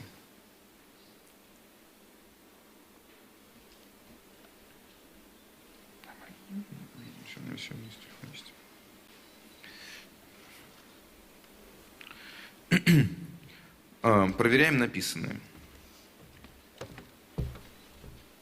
Добежав, они облепляли большого рогатого жука, которого на этой же тропе к морю кто-то раздавил.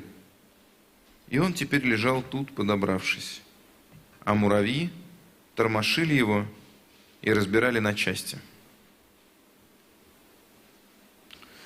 Следующее предложение. У жука Таня остановилась на бесконечную минуту и отошла от него уже не восторженная, а раздумчивая. Записываем по частям. У жука Таня остановилась на бесконечную минуту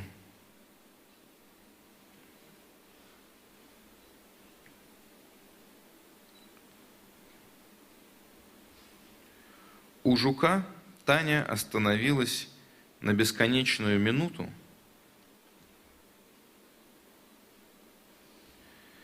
и отошла от него уже не восторженная, а раздумчивая.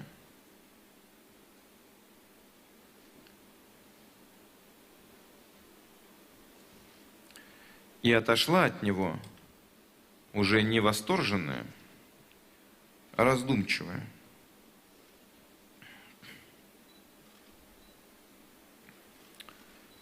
Читаю предложение целиком. У жука Таня остановилась на бесконечную минуту и отошла от него уже не восторженная, а раздумчивая.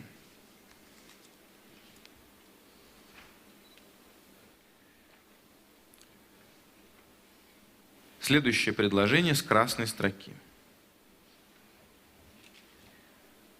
Потом сосны отступили, рассвело, и перед Таней открылся огромный мир. От одного его края до другого шла широкая песчаная лента. За ней зеленело плоское море, а сверху этот мир был накрыт небом, о глубине которого можно было только догадываться по кажущимся крохотными облакам. Итак, красная строка. Потом сосны отступили,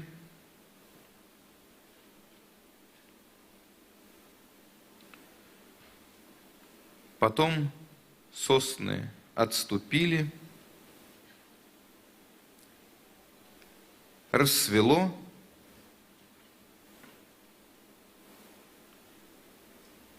рассвело,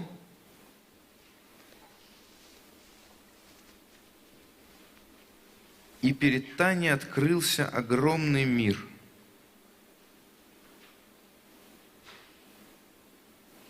И перед Таней открылся огромный мир.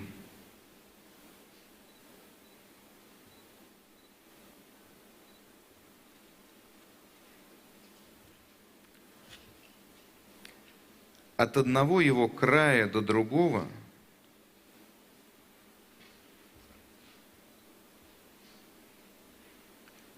от одного его края до другого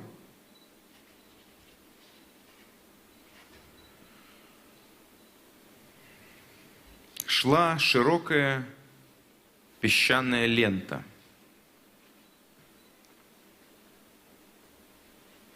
Шла широкая песчаная лента.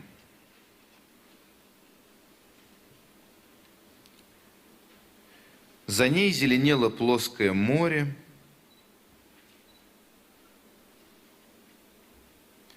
За ней зеленело плоское море.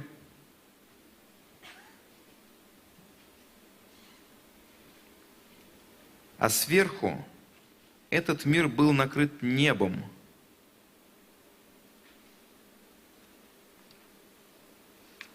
А сверху этот мир был накрыт небом.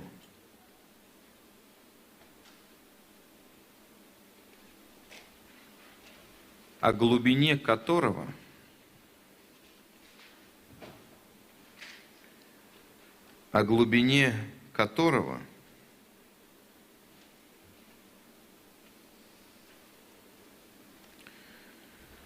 можно было только догадываться. Можно было только догадываться.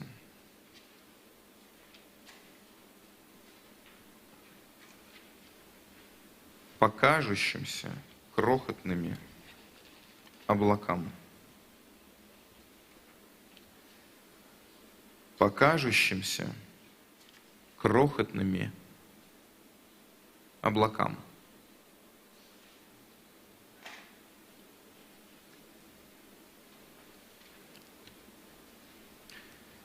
Читаю полностью это предложение, проверяем.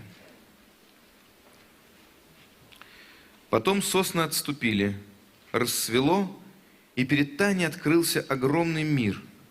От одного его края до другого шла широкая песчаная лента, за ней зеленело плоское море, а сверху этот мир был накрыт небом, о глубине которого можно было только догадываться по кажущимся крохотными облакам. Следующее предложение с красной строки. Проведя Таню через лес, папа отпустил ее руку и пошел мочить ступни в спокойной воде. Красная строка. Проведя Таню через лес,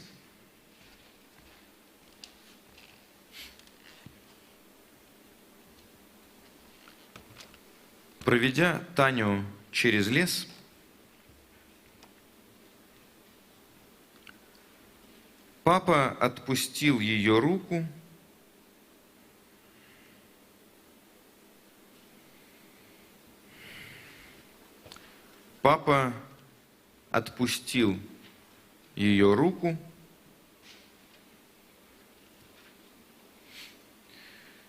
и пошел мочить ступни в спокойной воде. И пошел мочить ступни в спокойной воде.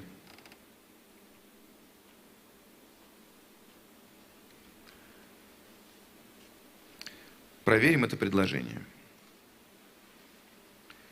Проведя Таню через лес, папа отпустил ее руку и пошел мочить ступни в спокойной воде. Слушаем следующее предложение. Ветер дул Тане в лицо, как дует на царапину, чтобы не болело. Но у Тани болело. Записываем. Ветер дул Тане в лицо,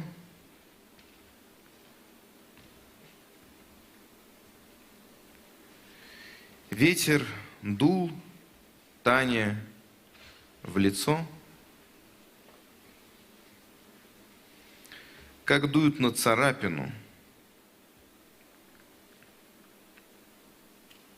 как дуют на царапину,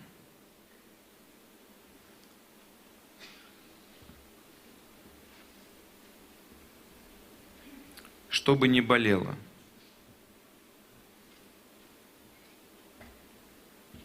Чтобы не болело. Но у Тани болело.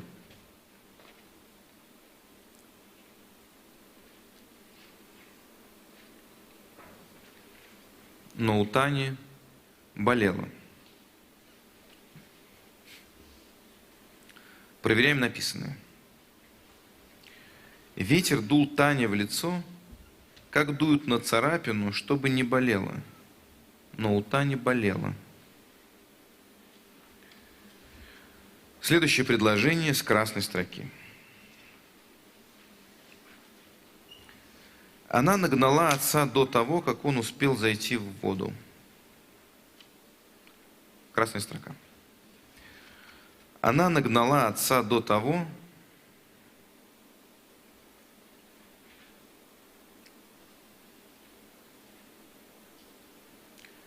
она нагнала отца до того,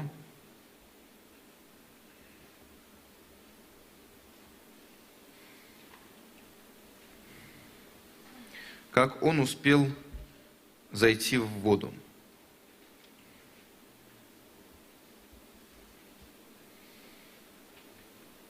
Как он успел зайти в воду. Проверим написанное. Она нагнала отца до того, как он успел зайти в воду. Дальше возобновляется диалог героев. Следующее предложение пишем с красной строки. Оно включает реплику Тани. «Пап, а ты ведь еще не скоро умрешь?» – спросила она. Пишем. «Пап,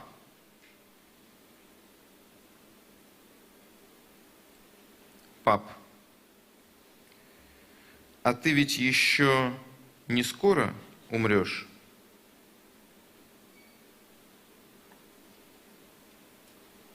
А ты ведь еще не скоро умрешь? Спросила она.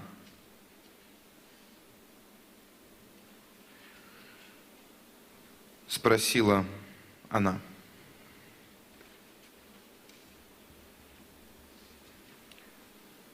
Проверяем.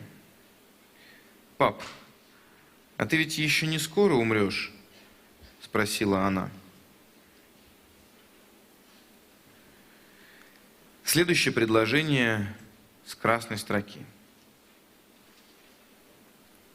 Папа улыбнулся.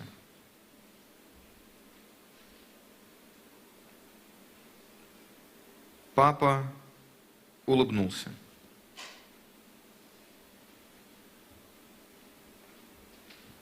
Еще раз. Папа улыбнулся. Далее с красной строки следует ответная реплика отца, которая включает два предложения. «Не скоро», – пообещал он. «Я вроде не такой уж и старый». Красная строка. Записываем первое предложение в составе реплики героя. Не скоро.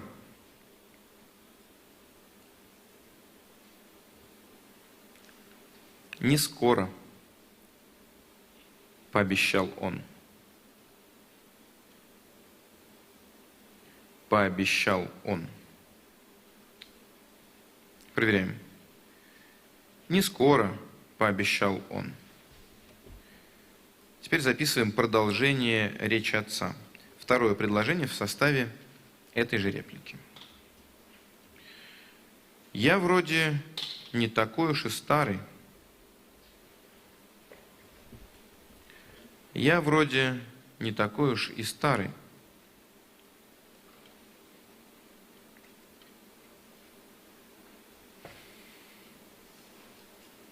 Проверяем. Я вроде не такой уж и старый. И теперь давайте проверим всю реплику целиком. Не скоро, пообещал он. Я вроде не такой уж и старый. Следующее предложение – реплика Тани. Она начинается с красной строки.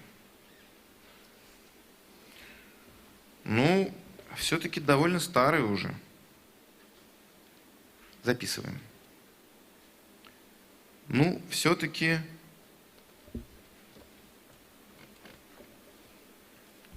Ну, все-таки... Довольно старый уже.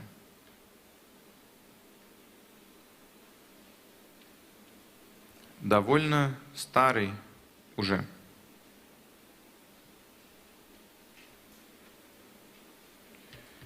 Проверяем. Ну, все-таки довольно старый уже. Следующее предложение с красной строки. Таня подумала и решила. Еще раз.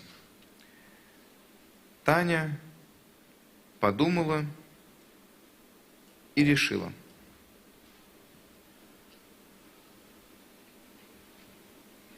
Таня подумала и решила. Дальше с красной строки реплика Тани, состоящая из двух предложений.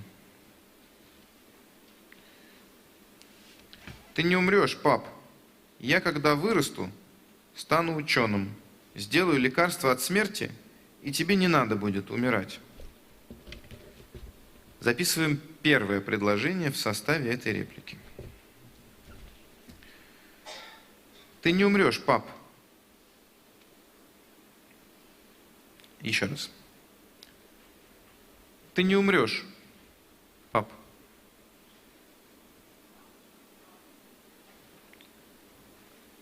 Ты не умрешь, пап. Записываем второе предложение в составе этой реплики. Я, когда вырасту, стану ученым, сделаю лекарство от смерти, и тебе не надо будет умирать. Я, когда вырасту,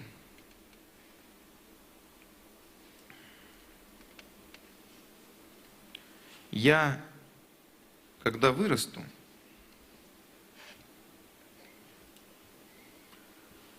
стану ученым.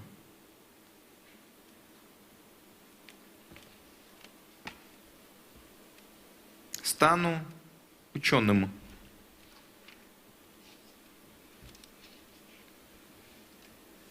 Сделаю лекарство от смерти. Сделаю лекарство от смерти.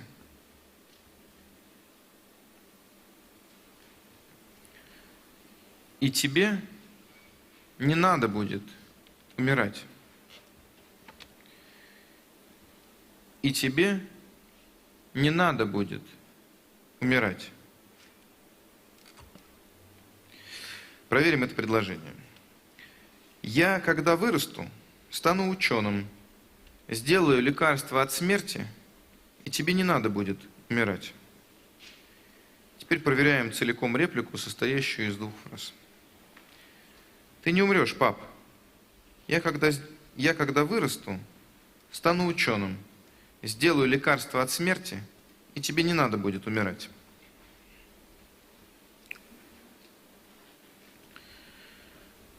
Следующее предложение с красной строки. Это ответная реплика отца. Договорились.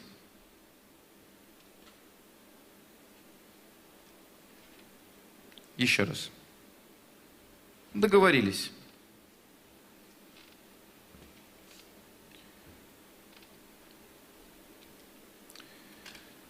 И последнее предложение.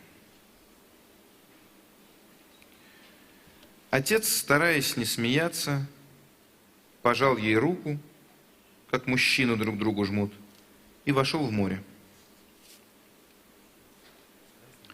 Диктую по частям.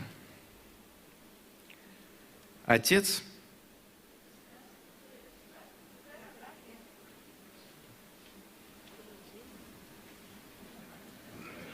в инструкции ничего не написано. Что я там написал? Да, с красной строки. С красной строки. Итак, отец, стараясь не смеяться,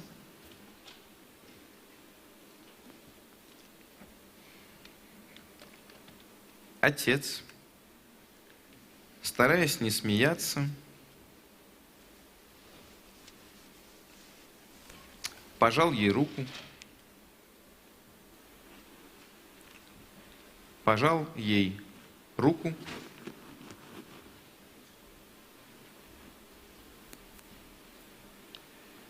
как мужчины друг другу жмут.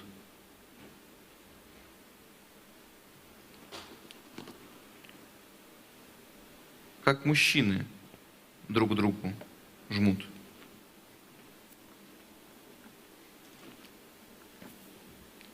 И вошел в море.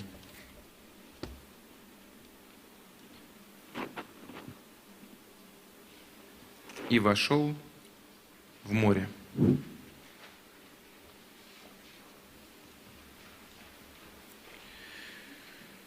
Проверяем последнее предложение.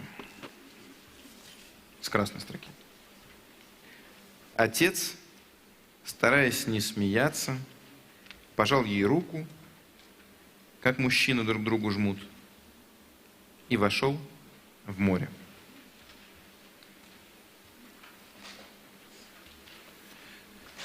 Так, значит, сейчас я прочту весь текст целиком. Я бы, поскольку я поздновато прочитал инструкцию, хотел бы напомнить вам, что у этого фрагмента есть заголовок «Море». Сверху надо его будет написать. Ничего страшного, там есть немножко места. И я напоминаю, что в конце заголовка точка не нужна. И кавычки тоже не нужны. Да? Море.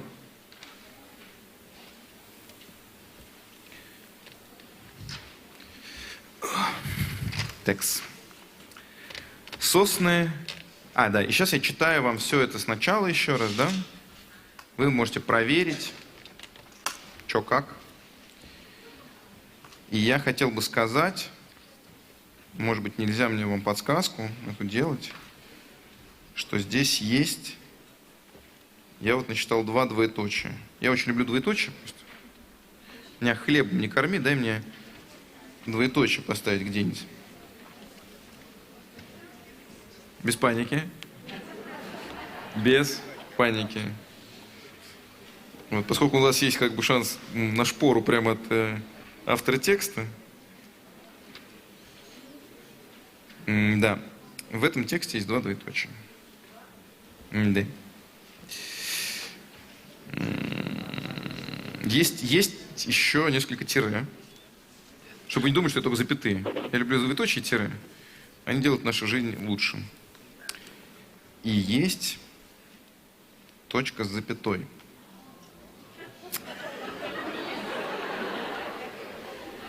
Надеюсь, организаторы «Тотальный диктант» меня не штрафуют. Короче, я не скажу вам где, окей? Просто сейчас, когда я буду читать медленно, с выражением, вы спросите себя, может быть, где-то здесь есть точка с запятой? Затесалась как бы, окей? Итак, заголовок «Море». Сосны обступали тропу плотно, и хотя истыканное их верхушками небо светилось голубым, в лесу было сумрачно. По тропинке вперед бежали муравьи. Большие, красные, по своим каким-то муравьиным делам.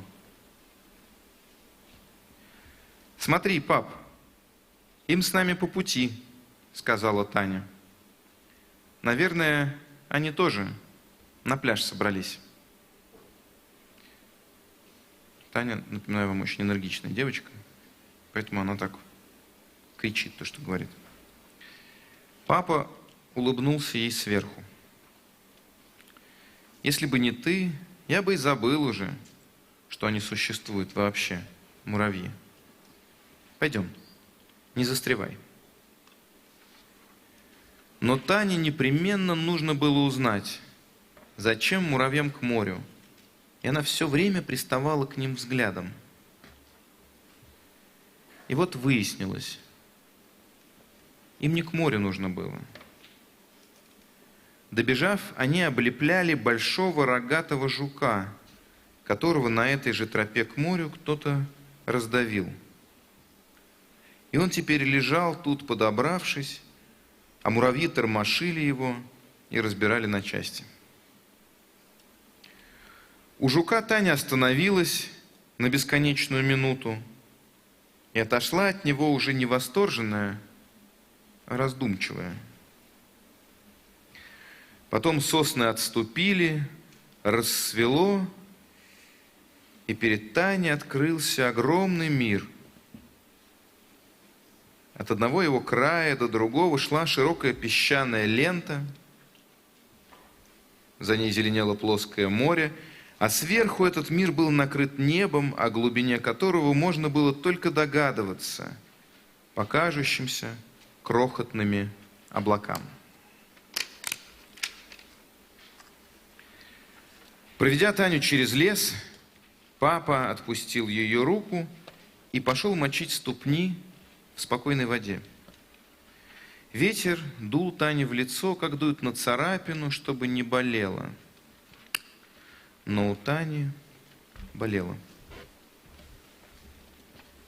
Она нагнала отца до того, как он успел зайти в воду. «Пап, а ты ведь еще не скоро умрешь?» — спросила она. Папа улыбнулся. «Не скоро», — пообещал он. «Я вроде не такой уж еще и старый. Ой, я вроде не такой уж и старый. Еще там нет. Я вроде не такой уж и старый. Ну, все-таки довольно старый уже. Ну, все-таки довольно старый уже». Это я перечитываю эту фразу.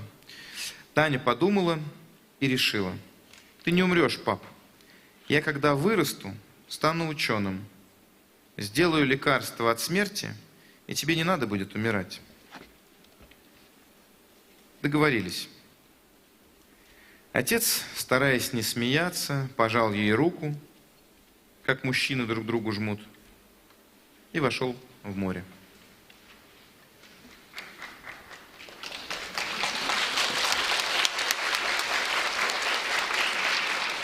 Спасибо большое. Да, это конец нашего фрагмента. Давайте, друзья, поблагодарим за терпеливую, грамотную диктовку Дмитрия Глуховского. Он не только прекрасный писатель, как обнаружилось, еще и замечательный рассказчик. Дмитрий, благодарю вас за прекрасную работу. Спасибо большое. Все, спасибо огромное. Надеюсь, что у вас всех будут пятерки. Держу за вас пальцы скрещенными. Все. Все, мы закончили, да? Спасибо. Мы вас отпускаем под аплодисменты. Пока. Дмитрий Глуховский. Куда иду? Куда? Куда идти? Да, лучше через зал, как пришли. Все, пока, спасибо большое. Сценарист, писатель, журналист автор тотального диктанта 2021 Дмитрий Глуховский. Столица тотального диктанта в городе Якутске. Итак, уважаемые друзья, свои оценки вы сможете узнать после 14 апреля. Давайте посмотрим сейчас небольшое видео, в котором рассказывается, как именно узнать результаты тотального диктанта на сайте этого проекта. Пожалуйста, внимание. Идите в свой личный кабинет. Если вы писали диктант онлайн, переходите в раздел «События» и ищите оценку там. Она появится автоматически.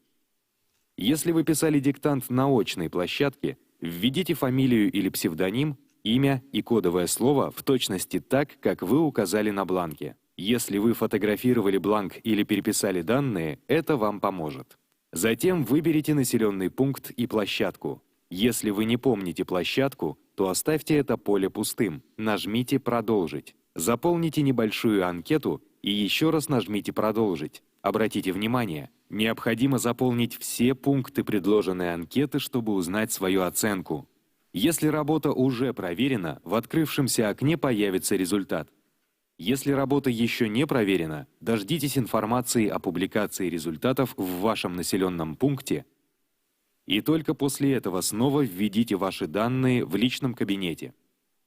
Обратите внимание, в личном кабинете вы можете узнать только свой результат. Не пытайтесь узнать оценку за своих друзей или родственников. Помогите им создать аккаунт на сайте и узнать результат диктанта самостоятельно. Если вы, находясь в своем личном кабинете, введете данные другого пользователя, его результат будет считаться вашим, и узнать свою оценку вы уже не сможете. Напоминаем, что оценки за работы, которые написаны в формате «Пишем дома», не выставляются. В личном кабинете вы увидите только количество допущенных ошибок и сможете скачать сертификат участника. Если у вас возникнут дополнительные вопросы, обратитесь к вашему координатору. Его контакты можно найти на городской странице.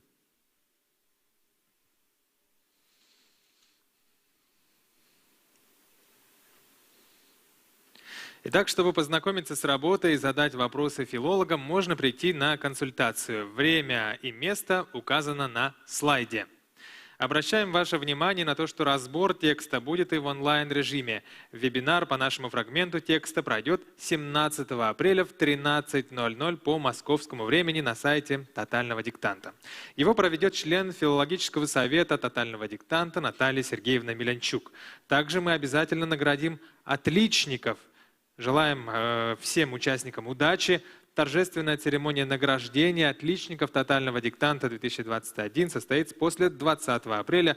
Следите, пожалуйста, за новостями на городской странице.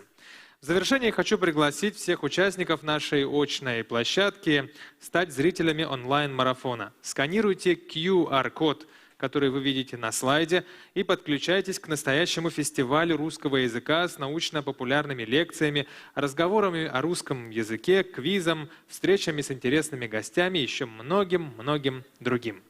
Дорогие друзья, спасибо вам за участие. Надеемся встретиться с вами на консультации, на церемонии награждения и также в следующем году на тотальном диктанте 2022. Сдаем работы на проверку. Желаем вам всем удачи, хороших выходных. До встречи.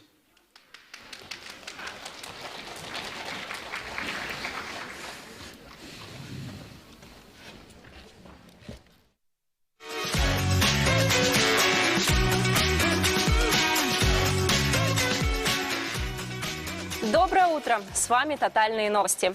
Первая трансляция тотального диктанта только что завершилась. Наш марафон открыла столица акции город Якутск. В 8 утра по московскому времени на главной площадке в Доме дружбы народов имени Кулаковского текст прочитал его автор Дмитрий Глуховский. Около 300 площадок вместе с Якутском написали первую часть текста Дмитрия Глуховского. В тексте этого года все части тесно связаны, но только прослушав все их, можно будет понять общий смысл. В республике Саха-Якутия подключились 22 населенных пункта. Всего 66 площадок в библиотеках, школах и учреждениях среднего профессионального образования. Также в Якутске работали 27 площадок. Во Владивостоке диктатором стала литературный критик Галина Юзефович. Впервые диктант написали на очной площадке на Бали. Самой южной точкой традиционно стала Антарктика, где к акции присоединились станции «Восток» и «Мирный», а северной – плавучая атомная теплоэлектростанция в Певеке. В течение всего дня онлайн на сайте «Тотального диктанта» в специальной форме можно будет написать 5-ю часть текста под диктовку Дмитрия Глуховского. Алгоритм автоматической проверки максимально приближен к проверке филологом. Он проверяет орфографию, предусматривает различные допустимые варианты расстановки знаков препинания. Оценки будут выставлены за те работы, которые будут написаны онлайн или на очных площадках. Трансляцию «Тотального диктанта» уже посмотрело более 61 тысячи человек на официальном сайте и более 44 тысяч на канале «Всем диктант» в Яндекс.Дзене. К нашему онлайн-марафону уже присоединились десятки городов России, а также такие страны, как Узбекистан, Туркменистан, Украина, США, Вьетнам, Монголия, Азербайджан, Канада, Македония, Казахстан, Германия, Эстония и многие другие.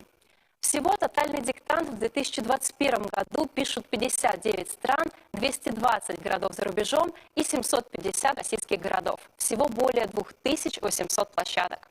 Очные площадки открыли 450 городов России и мира. Кроме этого, 49 стран и 175 городов пишут тест-труд.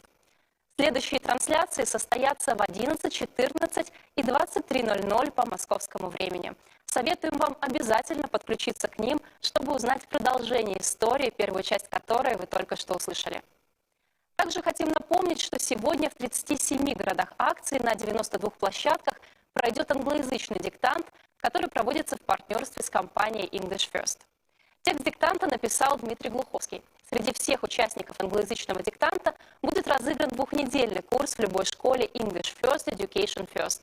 Победитель будет выбран 15 апреля генератором случайных имен.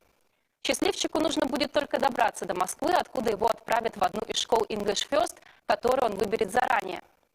Проверяйте наличие площадок английского диктанта на странице своего города на сайте totaldict.ru и обязательно приходите. Диктант на английском языке в Москве прочитают российский музыкант Noise MC, телеведущая Виктория Боня, журналистка Алена Долецкая, актриса Олеся Железняк, телеведущая Лена Ханга и многие другие. А для тех, кто изучает русский язык как иностранный или неродной и хочет попробовать свои силы в великом и могучем, уже 7-й год подряд проходит тест-труд. Если вы еще не знаете русский язык настолько, чтобы писать диктанты, но хотите прикоснуться к русской культуре и проверить свои знания грамматики и лексики, обязательно напишите онлайн-версию теста, перейти к которому можно по QR-коду, который вы сейчас видите на экране, или по ссылке в описании трансляции, если вы смотрите нас на YouTube и на Яндекс.Дзене. Благодарим за информационную поддержку МЕЛ, полезное и удобное онлайн-издание для современных и ответственных родителей, а также информационное агентство ТАСС, которое на протяжении многих лет поддерживает тотальный диктант информационно. В ближайший час вас ждет экспресс-разбор первой части текста от филологического совета акции, который для вас проведет кандидат филологических наук, доцент кафедры русского языка и литературы ДВФУ, член филологического совета тотального диктанта Наталья Меленчук, а также видеоэкскурсия по знаковым местам акции в Якутске и встреча с Дмитрием Глуховским, автором «Тотального диктанта» 2021 года. Все те, кто сегодня написал диктант, могут принять участие в традиционном конкурсе «Как я писал тотальный диктант», в рамках которого можно поделиться своими историями о дне 10 апреля и вашей семье. Этот конкурс проходит в партнерстве с фондом Тимченко. Заходите в наши группы в социальных сетях, чтобы узнать об условиях конкурса подробнее. Напоминаем, что в течение 10 апреля наши волонтеры готовы отвечать на ваши вопросы на электронной почте help@totaldict.ru. Также на протяжении эфира мы ждем ваших комментариев, вопросов и историй в наш телеграм-канал ТД Марафон. А я передаю слово Владивостоку и Наталье Сергеевне Меленчук, которая прокомментирует некоторые сложные случаи из первой части текста.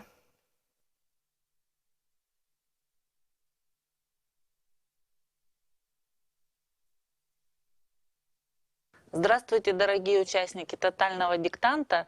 Я поздравляю всех нас, что мы с вами не просто написали тотальный диктант 2021 года, нам с вами удалось написать его весной.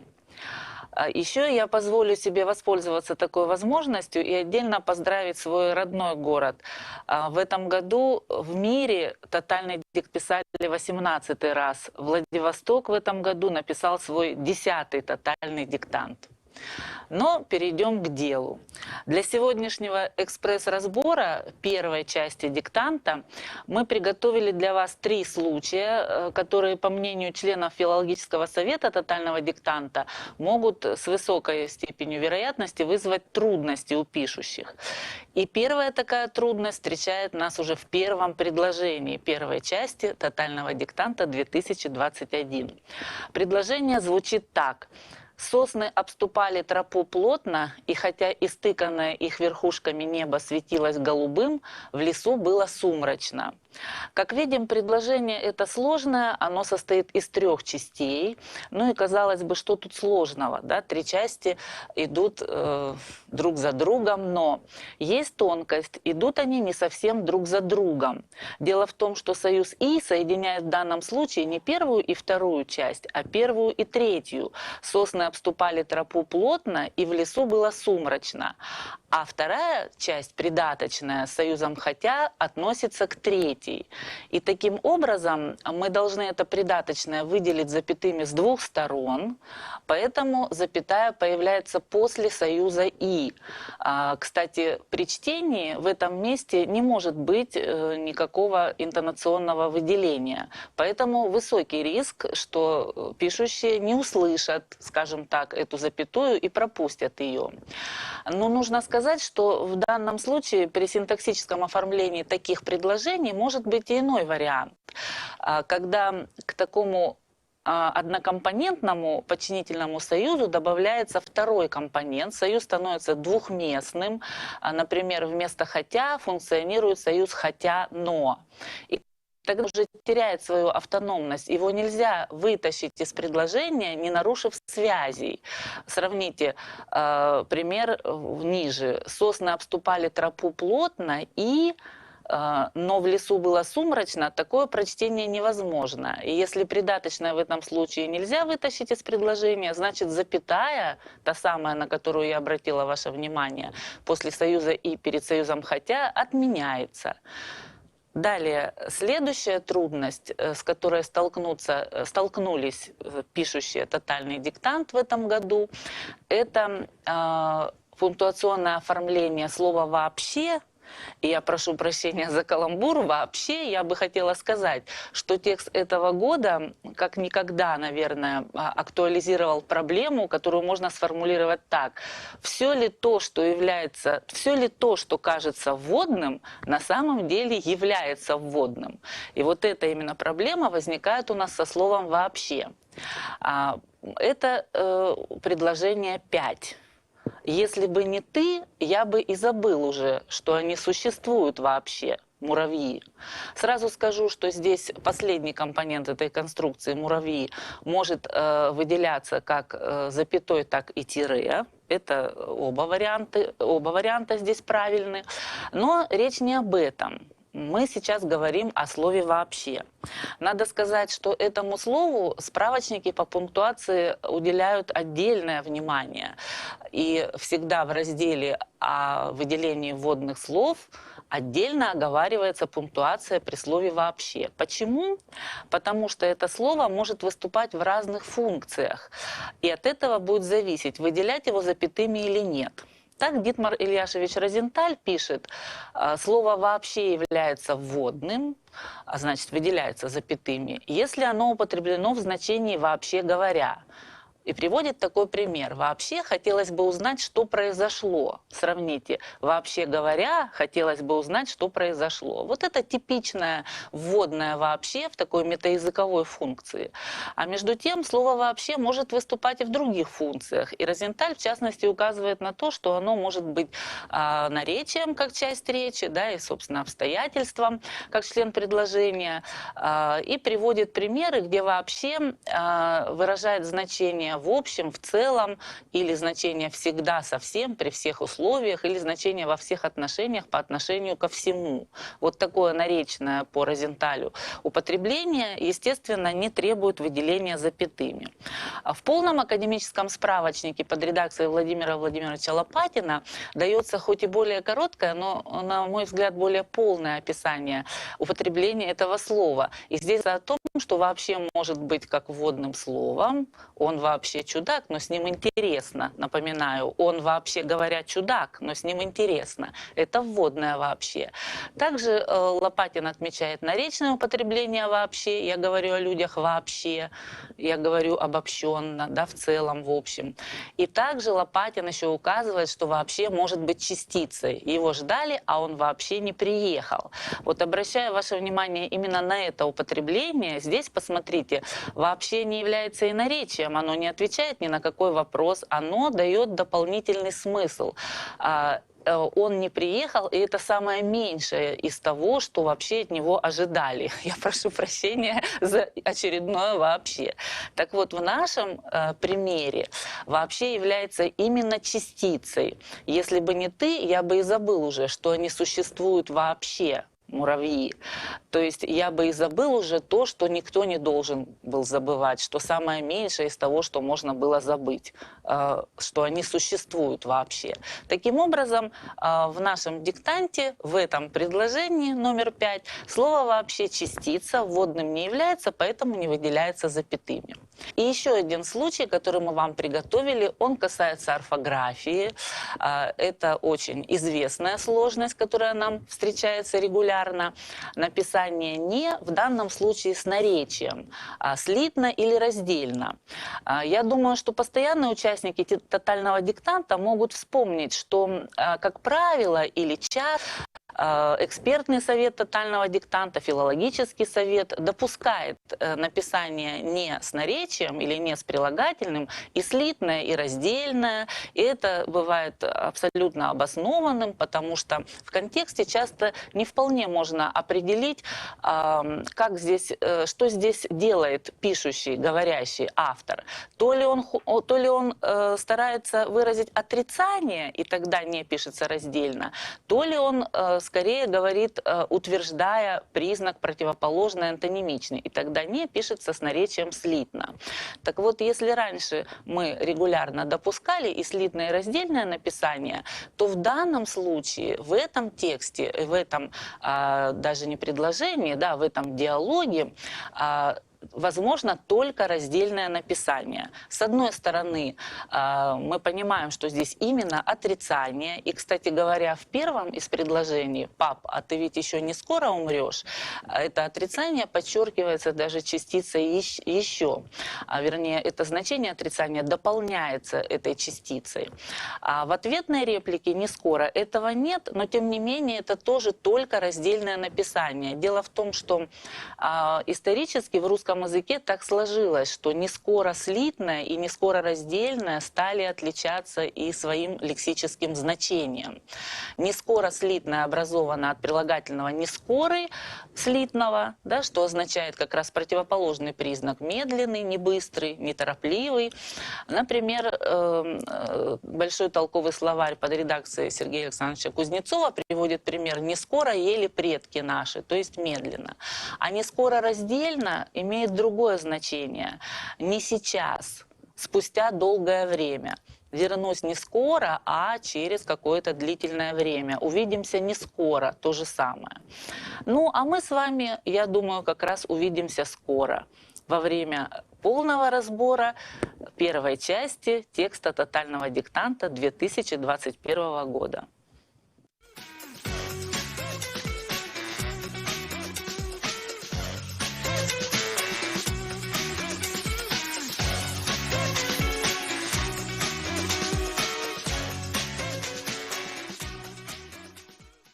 А мы снова приветствуем всех в студии онлайн-марафона в Якутске.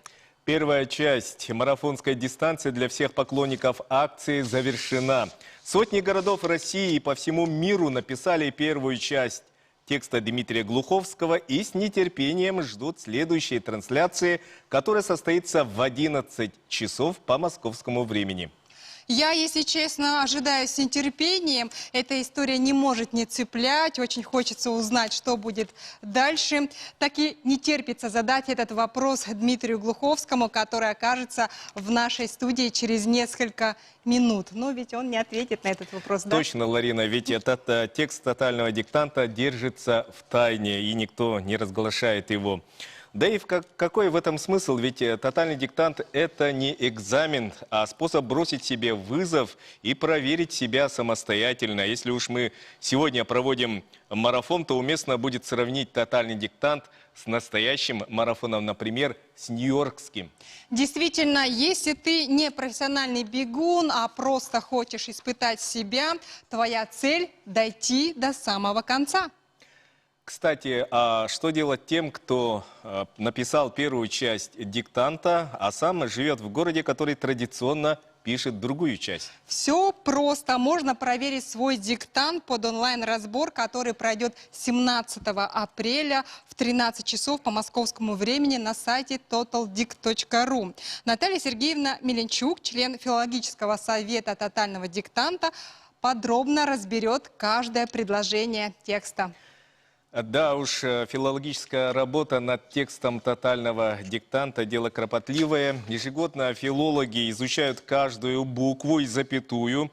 Неверно думать, что для того, чтобы справиться с написанием текста, нужно угадать авторский вариант постановки всех знаков. На самом деле русская пунктуация удивительно вариативная, и верных вариантов постановки знаков препинания в одном предложении может быть десятки. Именно поэтому над текстом диктанта так плотно работает филологический совет акции. Так, чтобы каждый участник был уверен, что его работа будет проверена надлежащим образом в соответствии с правилами русского языка. А сейчас давайте посмотрим ролик о том, как принять участие в акции в 2021 году, а после вместе совершим тотальные прогулки по Якутску и сядем за парты на время виртуального урока по якутскому языку.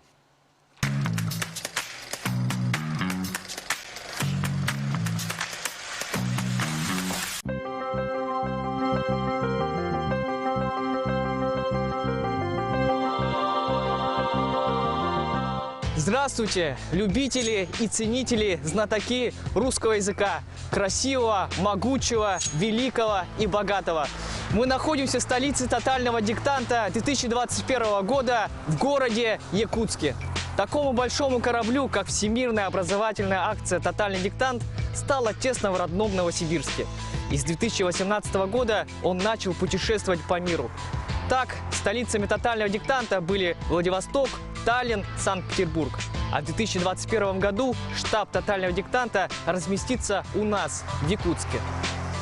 И, кстати, несмотря на географическую удаленность, Якутск и Якутия в целом за все годы проведения тотального диктанта проявили недюжинную активность. За это время в акции приняло участие около 8000 якутян. К диктанту присоединялись жители Нерюнгри, Мирного, представители отдаленных северных районов, гости республики, в том числе и иностранцы. И у нас немалый процент тех, кто писал диктант на отлично. Итак, поскольку в этом году главное событие тотального диктанта разворачивается в столице Якутии, мы с удовольствием присоединяемся к проекту «Тотальные прогулки», которым познакомим всех участников акции с площадками, где будет проводиться диктант.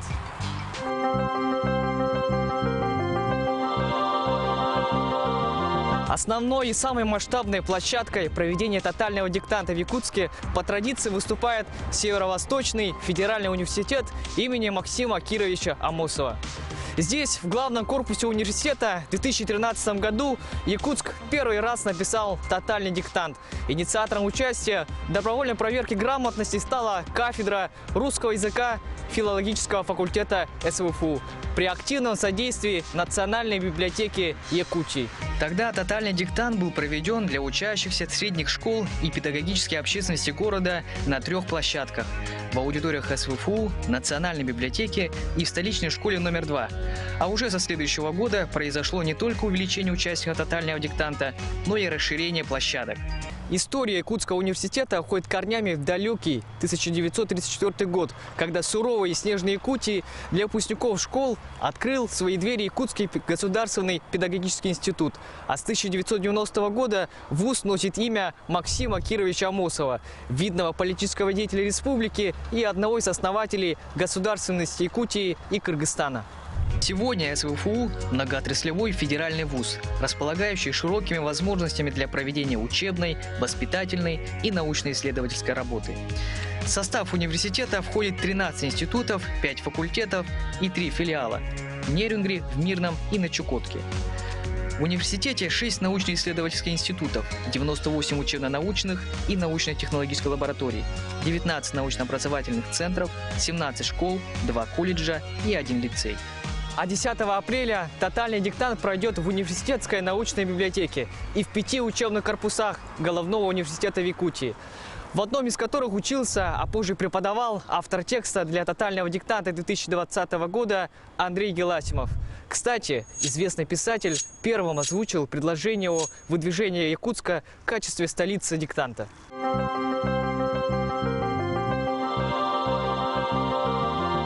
Национальная библиотека Республики Саха-Якутия к проекту «Тотальный диктант» присоединилась так же, как и СУФУ в 2013 году и стала одной из первых площадок этой акции. Мы сейчас с вами находимся в историческом здании. В этом здании ровно 110 лет назад была открыта Якутская городская публичная библиотека вместе с Якутским краеведческим областным музеем. Этот период был запечатлен здесь на картине, который подарен на правительством в один из юбилеев библиотеки. Торжественное заседание здесь ведет якутский губернатор Иван Иванович Крафт. Было получено очень много поздравительных телеграмм, среди которых одной из самых ценных является телеграмма Николая II. В самой Национальной библиотеке 5 площадок. Если прошлые годы написать диктант офлайн могло около 300 человек, то сегодня в условиях пандемии это число, к сожалению, сократилось до 75. Но также по традиции, по библиотечной сети во всей республике пройдет этот диктант и в онлайн-форме, а также Мирный, Ленский и Уснера, они будут писать диктант в традиционной офлайн-форме. Поэтому мне кажется, что каждый житель республики, который захочет принять участие в акции, он это сможет сделать из дома или в стенах школ, библиотек и других площадок. Написать диктант можно будет в универсальном читальном зале. Раньше он назывался «Отдел художественной литературы». Кстати, именно за этим столом частенько допоздна засиживался студент филологического факультета ЯГУ Ливан Горозия. Сейчас вся страна знает его как певца L1.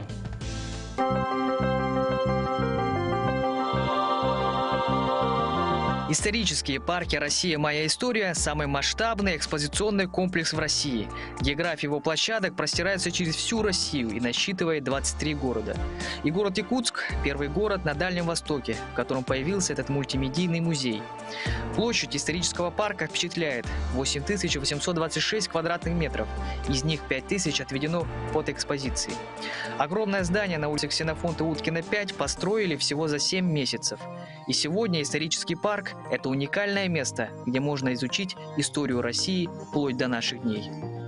Главная отличительная особенность этого парка – здесь нет ни витрин, ни музейных экспонатов, ни фотографий в рамках. Вместо них здесь сенсорные столы, экраны, лайтбоксы, проекторы и планшетные компьютеры. Исторический парк совсем не похож на музей старого формата, к которому мы все привыкли, а больше напоминает научные музеи.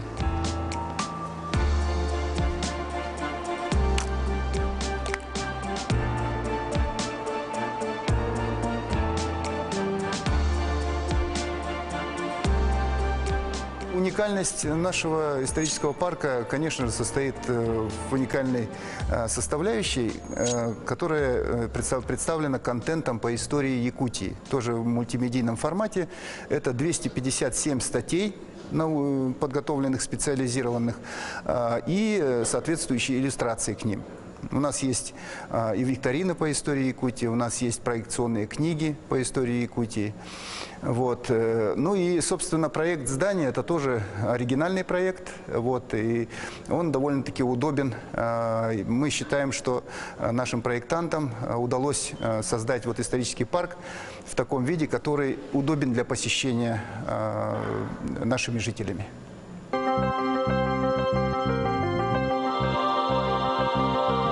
Проводя экскурсию по Якутску, нельзя не упомянуть и главную улицу столицы тотального диктанта.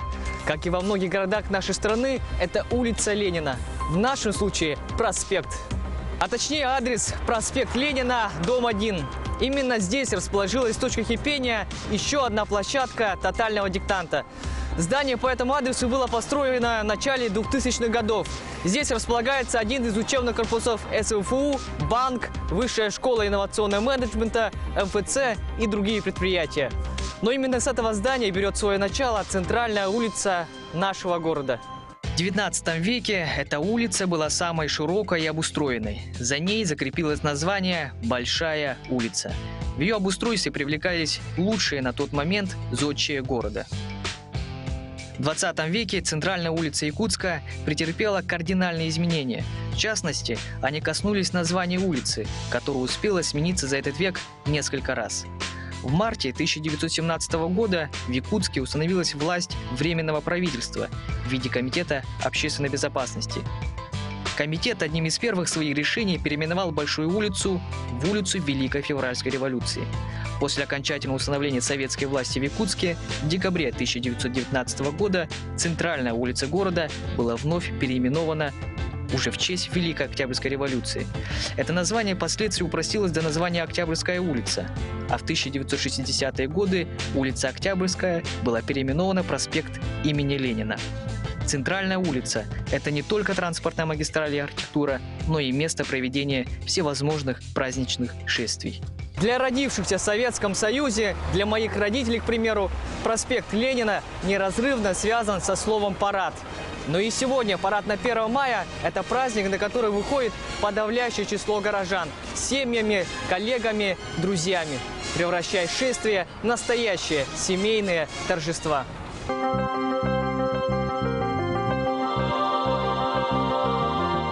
Ну а главным местом проведения тотального диктанта в Якутске станет Дом дружбы народов, носящий имя якутского писателя Алексея Кулаковского. И это очень символично, ведь в Якутии в мире и согласии проживают представители 126 народов. И вместе с государственным русским языком мы бережно храним и хорошо владеем своим родным национальным. История создания Дома дружбы народов связана с деятельностью Республиканского дома народного творчества, который возник в 1937 году для поддержки районных и колхозных клубов. С тех самых пор это место встреч народных самодеятельных коллективов, которым занимается более 400 человек разных национальностей. Именно здесь, в Доме дружбы народов, 10 апреля будет читать свой текст для тотального диктанта Дмитрий Глуховский. Автор ранее заявлял, что его материал будет посвящен теме наследия и самореализации женщин. Напомним, 10 лет назад Глуховский уже посещал Якутск в рамках проекта «Читающая Якутия». И, кстати, в прошлом году наш регион был признан самым читающим регионом страны.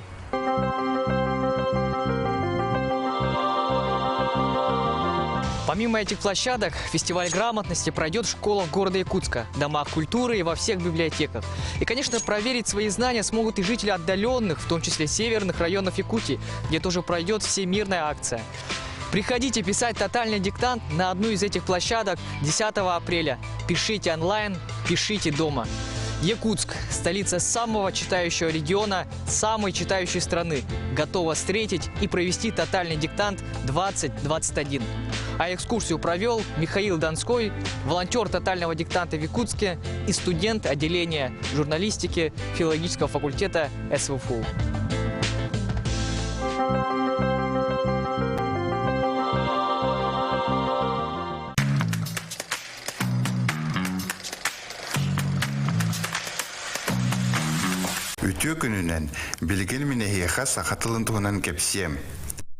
На сегодняшний день наиболее ранним свидетельством проникновения тюркоязычных групп на Лену является самая северная в мире древнетюркская надпись, найденная у села Петровского всего лишь в 200 километрах от города Якутска. Якутский язык Сахатыла относится к тюркской группе языков, однако занимает в ней обособленное положение. Взаимопонимание между носителями якутского и других тюркских языков практически отсутствует. Ближайшим его родственником является долганский, который, правда, иногда рассматривается в качестве не отдельного языка, а диалекта. Кроме того, Якутский язык лежит на перекрестке трех языковых семей алтайской группы – тюркской, монгольской и тунгусо-маньчжурской. Народ Саха, раньше всех отделившись от других тюркских народов, дошел до реки Лены на северо-востоке Сибири, а по пути с юга на север контактировал с монгольскими и тунгусо-маньчжурскими племенами. В результате в якутском языке произошли значительные изменения фонетического облика многих общетюркских слов. Лексика якутского языка состоит из 4 пластов – тюркизмов, монголизмов, слов тунгусо-маньчжурского происхождения, русизмов. Якутский язык является наряду с русским одним из государственных языков Республики Саха-Якутия. Саха-якуты – уникальный тюркоязычный народ, сумевший в условиях вечной мерзлоты развить производящее хозяйство. Но длинные холодные зимы закалили не только тело, но и дух народа. У Саха причудливым образом расцвело народное творчество, люди бережно сохранили в своих сказаниях и в своем древнем языке знания, завещанные предками. Философский и одновременно изысканный поэтический эпос народа Саха под названием «Аланхо» с 2005 года признан ЮНЕСКО шедевром мирового культурного наследия. Аланхо – древнейшее эпическое искусство якутов, занимает центральное место в системе якутского фольклора. Термин «Аланхо» обозначает как эпическую традицию в целом, так и название отдельных сказаний. Основное его содержание – героические подвиги богатырей во благо племени Аи-Аймага и Уранхай-Саха. Поэтому сказания называются по имени главного героя. Аланхо генетически близко к сказаниям тюрко-монгольских народов Сибири. В мифах, легендах и преданиях интерпретированы основные вехи древней истории якутского этноса. В них заметны элементы раннего представления человека об окружающем мире, отражены этические нормы поведения и житейские правила. Длина Аланхо в среднем составляет 10 тысяч, 15 тысяч стихотворных строк, исполняются народными сказителями аланхасутами. Путем контаминации различных сюжетов якутские аланхасуты в прошлом создавали еще более крупные аланхо, но не остались незаписанными. Талант сказителя должен отличаться многогранностью. Помимо актерского и певческого мастерства, сказители должны обладать даром импровизации и ораторским искусством. Аланхо исполняется без музыкального сопровождения. Речи персонажей поются для каждого в особой тональности, остальной текст сказывается говорком. По словам аланхасутов, самые крупные аланхо пились в течение 7 суток. Нюргун-Ботур стремительный, наиболее известный из якутских аланхо, состоит из 36 тысяч стихотворных строк. Якутский язык используется преимущественно в быту и общественной жизни среди якутов. Также якутским, как языком межэтнического общения, в Якутии владеют эвены, эвенки, юкагиры, долганы и русское старожильческое население. Якутский язык применяется на территории республики в делопроизводстве. Проводятся культурно-массовые мероприятия, издаются печатные материалы, книги, газеты, журналы, ведется радиовещание. Также существуют телевизионные программы и интернет-ресурсы на якутском языке. Репертуар драматического и музыкального театра города Якутска, а также многочисленных сельских домов культуры и клубов представлен постановками главным образом на якутском языке. Существуют творческие союзы якутских писателей, композиторов. В 1917 году студент Петроградского университета Семен Андреевич Новгородов составил якутский алфавит на основе международного фонетического алфавита. В этом алфавите не было заглавных букв, диакритических знаков и знаков препинания, что, по мнению Новгородова, должно было сделать алфавит более удобным для быстрого письма. Письменность Новгородова должна была быть строго фонетической, как слышится, так и пишется. После ряда дискуссий этот алфавит был принят на официальном уровне, и на нем началось централизованное издание книг и газет, обучение в школах. В 1929 году этот алфавит был реформирован. Во второй половине 30-х годов начался процесс перевода письменностей народов СССР на кириллицу. В 1938 году началась подготовка создания якутского кириллического алфавита. В разработке проекта приняли участие сотрудники Якутского научно-исследовательского института языка и культуры, а также ученые из Ленинграда. 23 марта 1939 года указом Народного комиссара просвещения СССР новый якутский алфавит был утвержден. Современный якутский алфавит содержит 40 букв, из которых 33 знака представляют собой буквы русского алфавита, а остальные 7 букв введены дополнительно для обозначения специфических звуков якутского языка. В современном якутском языке имеется 20 гласных фонем. Для их обозначения употребляется 8 букв. Первые 6 из них произносятся почти как соответствующие гласные русского языка. Для правильного произношения остальных гласных необходимо учитывать следующее. Гласный «ü». Для правильной его артикуляции язык должен находиться в таком же положении, как при гласном «и», но губы вытянуты, как при звуке «у». «Ü», «үле», «üs», «üt», «küs». Гласный «э». При артикуляции данного звука язык должен находиться как при «э», а губы как при звуке «о». «Э», «көр», «көт», «төбе». По длительности звучания якутские гласные делятся на краткие и долгие.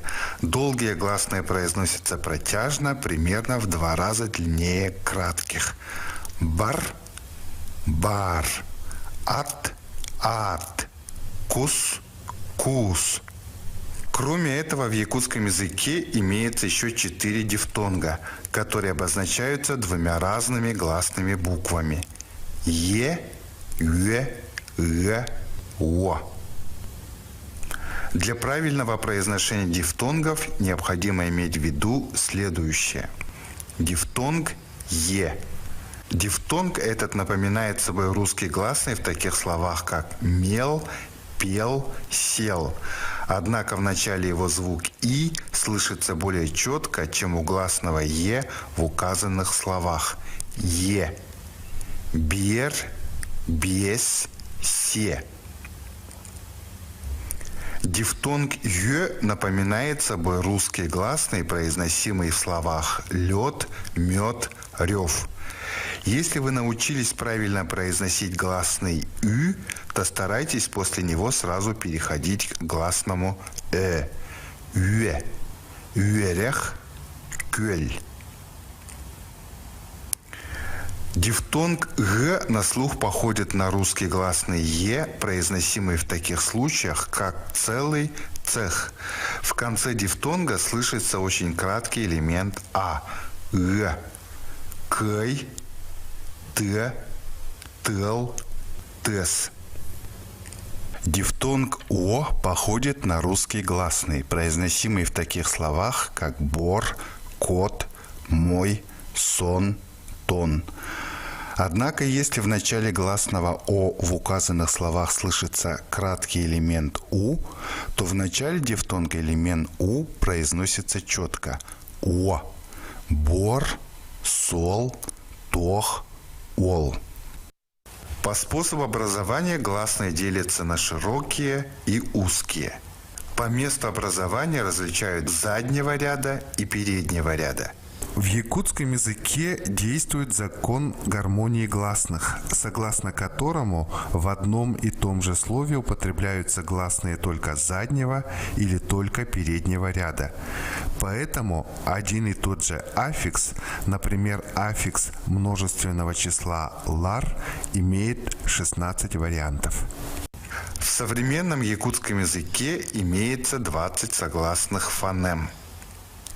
Большинство якутских согласных звуков соответствуют русским, но имеется 5 букв, обозначающих специфические звуки. Буквы «д» и «н» обозначают мягкие согласные «д» и «н», как в русских словах «дядя» и «няня». «Де», «нерей». Чтобы прочесть «н», Нужно произнести звук «н» и оттянуть язык назад. Турун. Звук, обозначаемый буквой «х», похож на легкий смех или покашливание. Эхе. Буква «г» означает звонкий вариант щелевого звука «х». Ага. Употребление согласных в якутском языке происходит по определенным правилам. Например, в начале и в конце слова может стоять только один согласный. В середине слова не все согласные могут сочетаться друг с другом. Поэтому при аффиксации часто происходит ассимиляция согласных. Ат, аффикс множественного числа лар. Аттар. Удвоенные согласные произносятся четко, их неправильное произношение может изменить значение слова.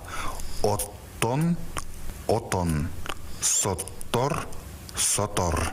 Богатство образного языка должно было рано или поздно обрести современные формы.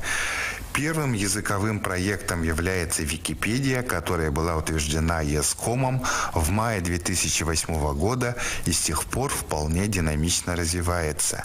Вторым стала Викитека. Якутская Википедия, либо Саха-Википедия, Сахалы-Википедия, раздел Википедии на якутском языке, открылась 26 марта 2008 года, содержит 13 071 статью. Якутская Викитека, Сахалы-Викитека, свободная библиотека, проект фонда Викимедиа, имеющий целью создания постоянно пополняемой библиотеки свободно распространяемых текстов. 27 апреля 2020 года компания Яндекс ко дню рождения Республики Саха-Якутия включила якутский язык в сервис Яндекс.Переводчик.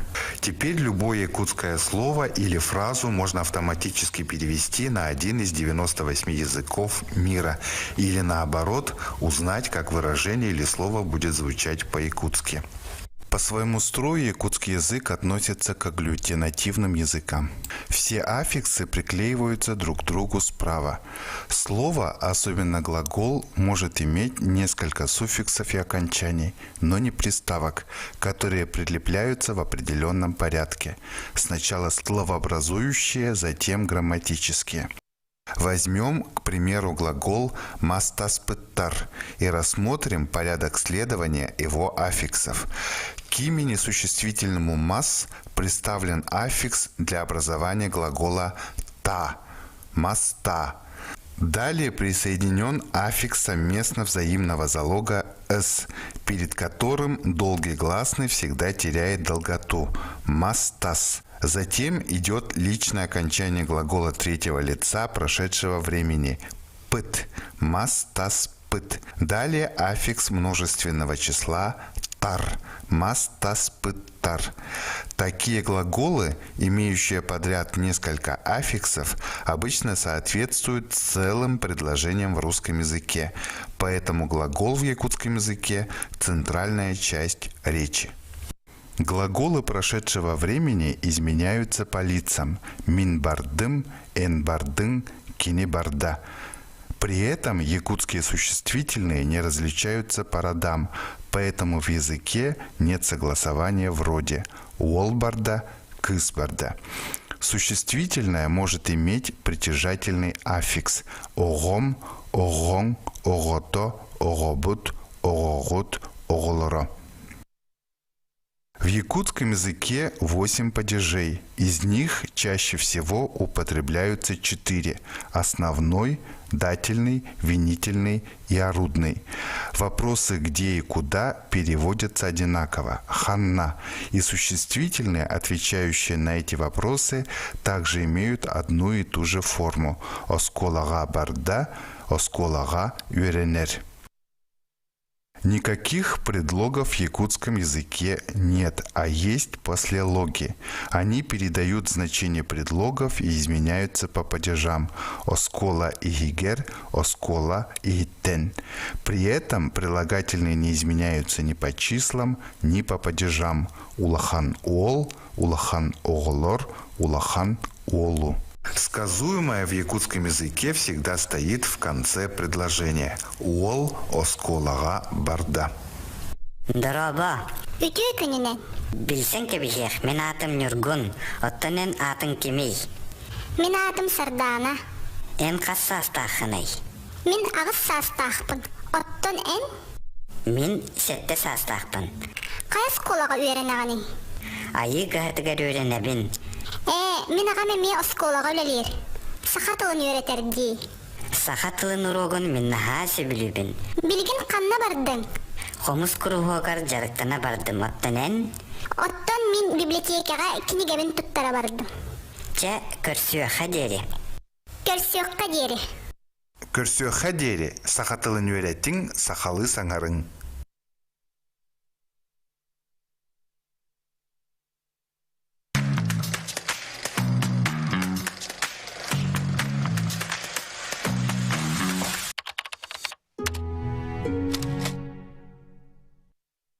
Здравствуйте! В этом видео мы расскажем, как написать тотальный диктант. Первый вариант – пишите диктант на очной площадке. Возможно, вы уже выбрали площадку, так что обязательно проверьте свою регистрацию и время начала акции. Посмотреть его можно на городской странице на сайте проекта. Пишите диктант на очной площадке, сдавайте на проверку и ждите результатов. Второй вариант – печатайте онлайн-диктант, не выходя из дома. С 7 до 23 часов 59 минут по московскому времени заходите на главную страницу totaldict.ru и, авторизовавшись, переходите к написанию. Печатайте текст в специальном окне, сохраните его в текстовый редактор на всякий случай и отправляйте на проверку. Результаты появятся в личном кабинете через несколько дней. Третий вариант – пишите и проверяйте диктант даже дома. Возможно, у вас запрещены массовые мероприятия, прийти на площадку не получится, а печатать на клавиатуре не хочется. Не беда, возможно, команда диктанта в вашем городе организует диктант в формате «Пишем дома». Что нужно сделать? Смотреть онлайн-марафон и писать под одну из трансляций. Трансляции состоятся 10 апреля в 8, 11, 14 и 23 часа по московскому времени.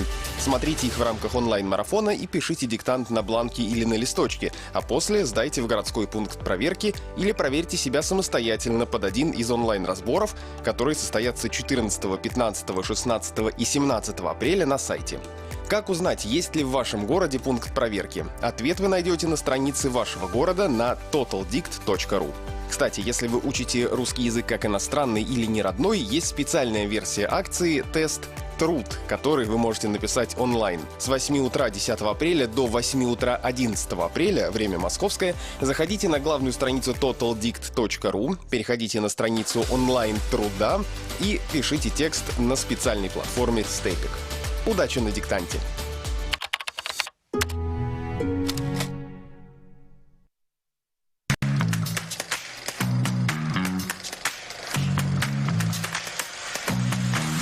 Намасте! Добро пожаловать в Дели!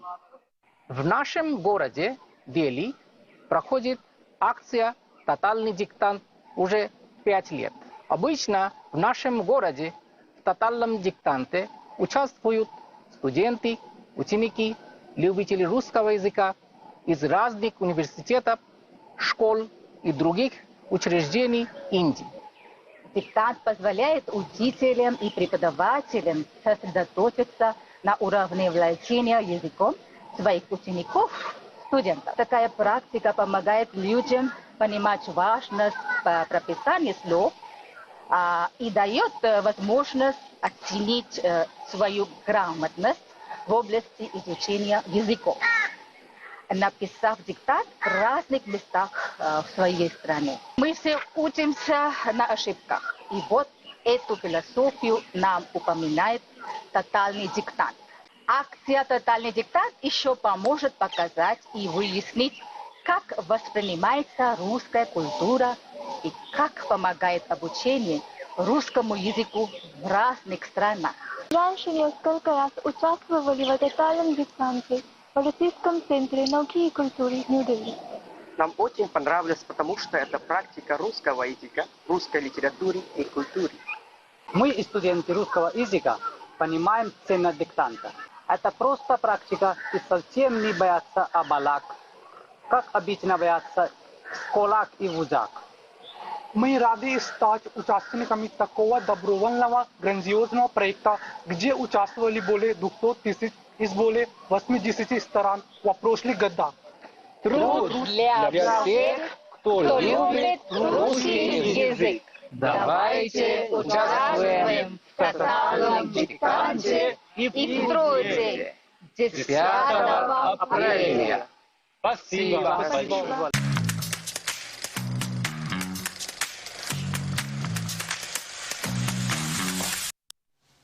Спасибо организаторам «Тотального диктанта» за теплые видеоприветы, а мы продолжаем онлайн-марафон из Якутска. Что ж, с корабля на бал приветствуем в нашей студии автора «Тотального диктанта» 2021 года Дмитрия Глуховского.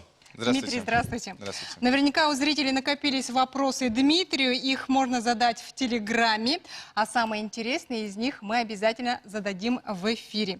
Дмитрий, поделитесь впечатлениями, каково это продиктовать текст сотням людей в Якутске, и при этом знать, что его пишут тысячи во всем мире. Очень ответственно, даже слишком ответственно. Поэтому я старался не думать о мере этой ответственности и просто сосредоточиться на грамотном с выражением прочтении текста. Я вот помню, что в школе нам все время читали очень как-то механистично. Тут, я думаю, надо вложить душу. Вот, потому что если ты сможешь человека заставить переживать, то он гораздо внимательнее будет. Но мне кажется, вы нынче были очень таким мягким, скажем так, учителем, диктатором, да, подсказывали.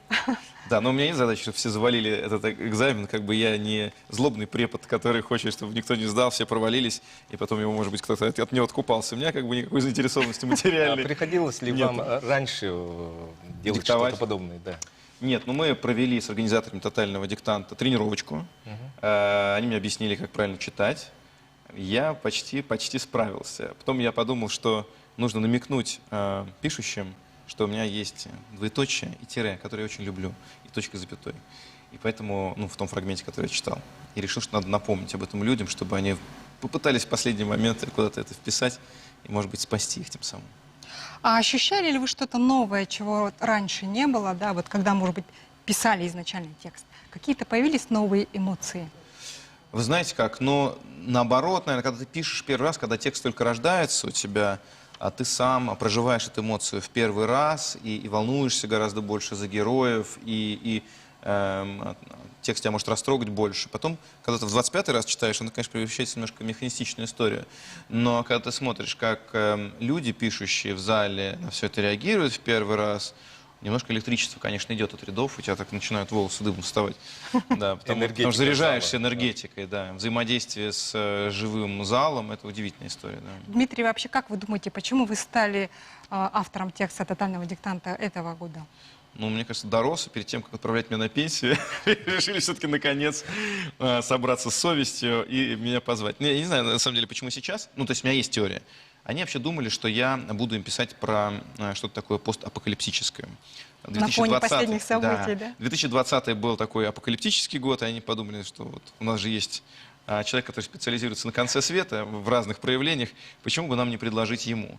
Но я, наоборот, совершенно не хотел ни фантастического какого-то сценария, ни даже чего-то связанного с какими-то актуальными событиями. Мне, наоборот, показалось, что в этот год, когда тревожно, когда непонятно, что будущее нам готовит, да, и небезопасно просто для всех из нас, и мы друг за друга тревожимся, написать какой-то текст, который о главном, что нас, в общем, и сплачивает, и помогает нам продержаться, о семье.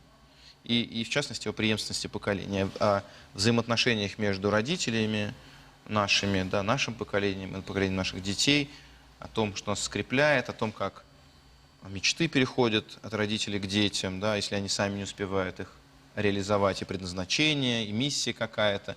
И как вот мы сами, не сознавая это, являемся просто связующим звеном между прошлым и будущим. А как вы думаете, если бы текст был из вашего романа «Метро 2033», было бы сложнее? Ну, знаете, когда я писал «Метро 2033», я очень увлекался большими сложно подчиненными предложениями. Как раз в это время с большим удовольствием читал Габриэля Гарсия Маркеса «100 лет одиночества», и это на меня, конечно же, влияло. Поэтому я не завидую тем, кто будет на английском языке писать фрагменты из «Метро 2033». Там предложение длиннее. Здесь мы вместе с организаторами «Тотального диктанта», с филологическим советом прорабатывали определенное упрощение, чтобы на слух это лучше воспринималось, и пунктуация, чтобы она была более очевидной этого текста. Не было задачи запороть. Согласно правилам русского языка. Согласна. Да. А были ли какие-нибудь техзадания, определение темы вот перед тем, как вы писали текст? Ну вот тему мне предложили как раз фантастическую, и я им сказал, что фантастическую я писать не хочу, я хочу написать как раз реалистическую и такую как бы личную, да, которая к тому же имеет отношение к тем каким-то, значит, разговорам и размышлениям, которые у меня были с членами моей семьи этим летом, и я под влиянием этих всех событий, в общем, решил этот текст написать. Что касается проверки грамотности, каких-то правил, связанных с этим, они скорее сначала прочитали текст, мой, предоставив мне полную свободу самовыражения, и потом предложили какие-то отдельные фразы переформулировать так, чтобы отработать правила, которые у них, значит, были в приоритете в этом году. Ага. А как вам в Якутске? Бывали ли вы раньше в нашем городе? Да, я второй раз в Якутске. Первый раз был примерно лет 9 назад. Мне хотя казалось, что это было лет 5 назад или даже 4. Потом я понял, что вот так вот прошло время, и уже я не торт. В общем, да. И меня настолько это впечатлило в прошлый раз, настолько яркие остались воспоминания, как будто вот вчера все случилось. Я прям хотел сюда вернуться. Знаете, это удивительный как бы микс советской архитектурной эстетики, при этом удивительно богатой и ну, хорошо запомненной национальной истории, да, и прекрасное владение русским языком, который, ну, как бы якуты демонстрируют, безакцентное какое-то совершенно потрясающее, мне кажется, мало какая национальная республика так хорошо на русском, в принципе, говорит. И при этом, ну, конечно, экзотическая внешность, при этом русский язык без акцента, и при этом еще вот этот шуманизм. И все это как-то, ну, реально, у меня было ощущение, что я прилетел на другую планету, а там наша, знаете? Уже база стоит, как бы. Ну, поэтому запало в душу. Ну, и вообще гостеприимство, конечно, людей здесь. И такое радушие. Это прям на меня очень большое впечатление произвело. Душевность. Угу. Я прям подумал, что хочу вернуться. И когда было голосование, у меня тоже был голос, я прям топил за Якутск. Мы очень рады. Дмитрий, мы знаем, что у каждого писателя свое отношение к экранизациям, да, киноверсиям своих произведений. А как вы относитесь к экранизациям своих произведений? Насколько плотно вы работаете в написании сценария? И насколько довольны потом результатом? У меня есть 4 пока что экранизации, 2 экранизации рассказов. Одна из них это экранизация рассказа «Обещание», собственно, который я писал для «Тотального диктанта», и который сегодня люди смотрят по всей стране. Значит, роман «Текст», который я сам адаптировал в сценарий, и сериал «Топи», который я написал, в общем, с нуля, как сценарий. Я очень этим интересуюсь, и мне вообще кино меня завораживает возможностями своими, возможностью провести разговор с очень широкой аудиторией. Все-таки гораздо больше людей, если по чесноку, смотрят фильмы, чем читают книги.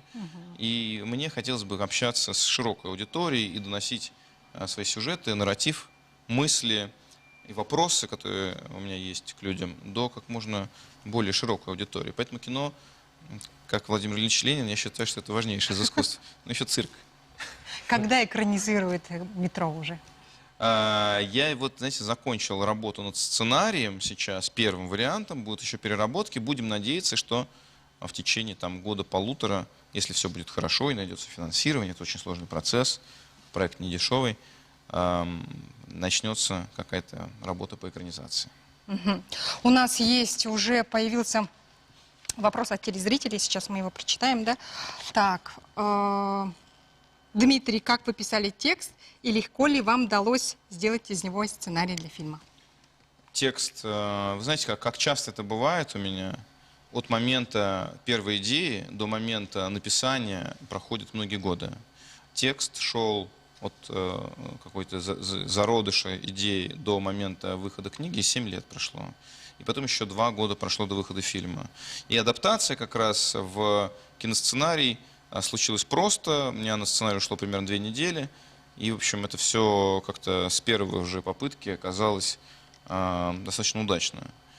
Но сам по себе сюжет романа, и роман, и герой, и детали, значит, и язык, и дилеммы, которые поднимаются. Все это вызревало несколько лет. И я рад, потому что мобильный телефон, как в жизни любого из нас, в жизни главного героя занимает центральное место.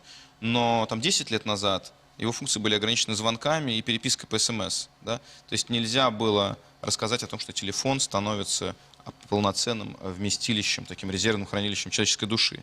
Там не было фотографий, не было видео, память не позволяла, не было интернет-браузера в нынешнем виде. Да? А сейчас мобильные телефоны действительно вот это слепок нашей личности. Так что я рад, что это время прошло. Про приятный сюрприз.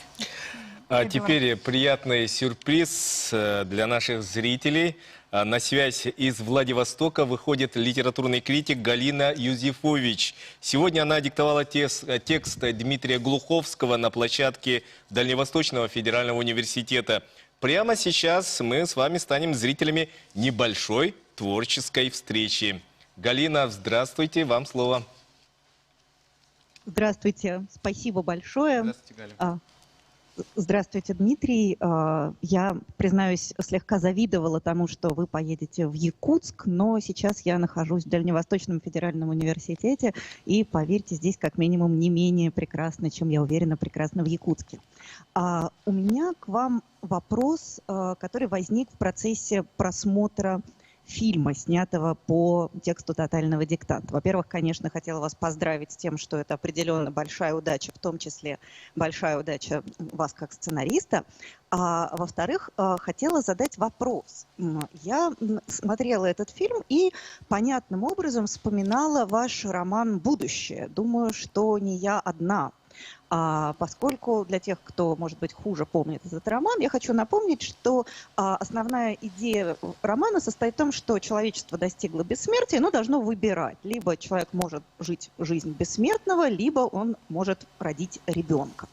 В вашем сценарии, в этом фильме, этот вопрос, собственно, ставится вновь.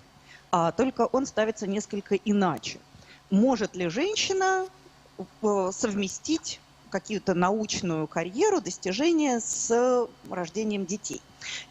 И почему для вас вообще возникает тема подобного выбора? Мне кажется, что сегодня мы живем во времена, когда, слава богу, ни женщина, ни мужчина уже не обязаны выбирать. Но я прям чувствую, что эта тема для вас как-то важна и, может быть, даже болезненна. Расскажите, пожалуйста, почему вы ставите своих героинь перед таким выбором, почему вы ставите героев романа «Будущее» перед таким выбором, и что вообще для вас означает вот эта вот тема? Почему вдруг так? Слушайте, ну, во-первых, я себя считаю феминистом и очень сопереживаю очередному этапу борьбы женщин за свои права и, прежде всего, за равные права с мужчинами. И мне, конечно, очень хотелось бы, чтобы женщины в первую очередь реализовывали себя по-человечески, то, что называется самоактуализация, да?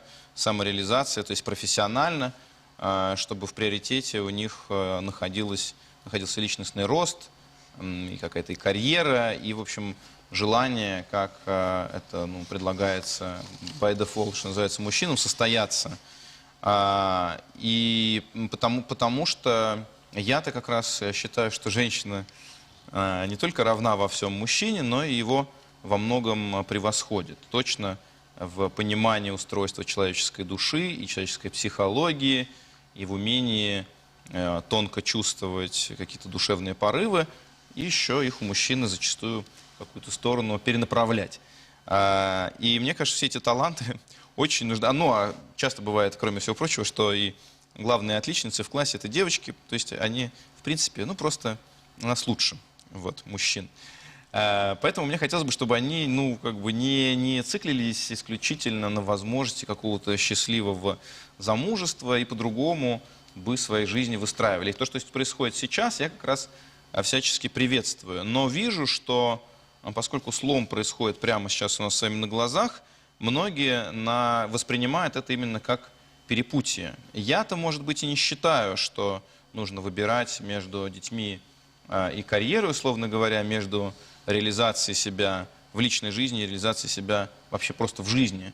Вот. Но многих, мне кажется, этот выбор пугает, и не все, в общем, от того, как они этот выбор делают, счастливы. Но история не только об этом, то есть я как бы здесь топлю за женщин. Но история, в общем, еще здесь о том, да, как то, что не удалось сделать предыдущему, может быть, поколению, которое себя чувствует недореализованным, потому что чрезмерно себя посвятило семейной жизни, и из-за этого прожила жизнь, от которой не так много, в общем, остается царапин на земной коре, хотя, может быть, и много приятных воспоминаний, передает свои мечты, в общем, поколению следующему. И хочется верить, что вот те девочки, которые родятся сейчас, они будут в своих правах и возможностях, наконец, полностью равны мальчикам. Ну, мы говорим сейчас про Россию, потому что есть страны, где это уже случилось. Но если я правильно поняла, то ведь и вторая героиня, та, которая достигает результата в сфере медицины, она говорит о том, что у нее нет детей, и в ее словах тоже звучит горечь. То есть все-таки именно идея того, что либо-либо, она присутствует в вашем высказывании. Вот меня как раз это и немножко, не то чтобы даже удивило, но заинтересовало. Ну, понимаете, я думаю, во-первых, что все индивидуально. И я, как большой энтузиаст общения с людьми, знаю и девушек, которые не хотят совершенно никаких детей заводить, иногда даже они об этом говорят искренне, и девушек, которые, наоборот, искренне не понимают, как можно жертвовать семейной жизнью и личным счастьем ради каких-то карьерных, холодных, снежных карьерных вершин. Я думаю, что я не претендую на обобщение здесь, понимаете? Вот есть такая у меня одна героиня, и есть другая героиня, и они в какой-то степени находятся друг к другу по отношению в контрапункте. И я не сказал бы, что героиня, которая вот реализует за свою как бы бабушку ее детскую мечту, или не за, а благодаря тому вдохновению, которое она от нее получила, особенно как-то несчастна. Но она, тем не менее, это констатирует. Дальше вопрос, и вопрос это очень интересный, вот эта определенная ущербность, которую, тем не менее, в среднем женщина ощущает, целиком посвящая себя карьере и отказываясь от счастья в личной жизни, это какая-то врожденная и достающаяся тебе вместе, ну, как бы с твоим женским полом вещь, или это вещь гендерная и социальными установками продиктованная. Мне кажется, здесь однозначного ответа быть не может, и я его как раз исследую. Послушайте, ну, женщина, являясь, с одной стороны, человеком, одновременно является как бы и инопланетянином, да, для любого мужчины, и самым, наверное, таинственным из живущих в нашем реальном мире существ. И это такое исследование, которое ты начинаешь где-то лет в 13-12, и никогда до конца довести не можешь. Да? То есть это вопросы, на которые однозначные ответы получить нельзя, и диссертацию никакую с однозначными ответами написать нельзя, и, в общем, академиком в этом вопросе стать невозможно, потому что с каждым новым твоим знакомством и с каждым новым уровнем искренности открываются все новые и новые глубины, все новые и новые грани неоднозначности, и все, что ты думал, что уже про женщину в этой жизни понял, вдруг новым каким-то твоим общением опровергается. Поэтому я просто энтузиаст-исследователь, скажем так, который ни в коем случае не претендует на знание истины в последней инстанции. Хорошо, тогда я сформулирую вопрос чуть по-другому. В романе «Будущее» аналогичную проблему решает не женщина, герой мужчина. Насколько выбор... Вы просто обмолвились о том, что сюжет «Тотального диктанта» каким-то образом коррелирует с вашим персональным опытом. И я хотела спросить, а насколько вообще подобный выбор актуален для мужчины? Должен ли мужчина жертвовать чем-то ради семьи, ради детей?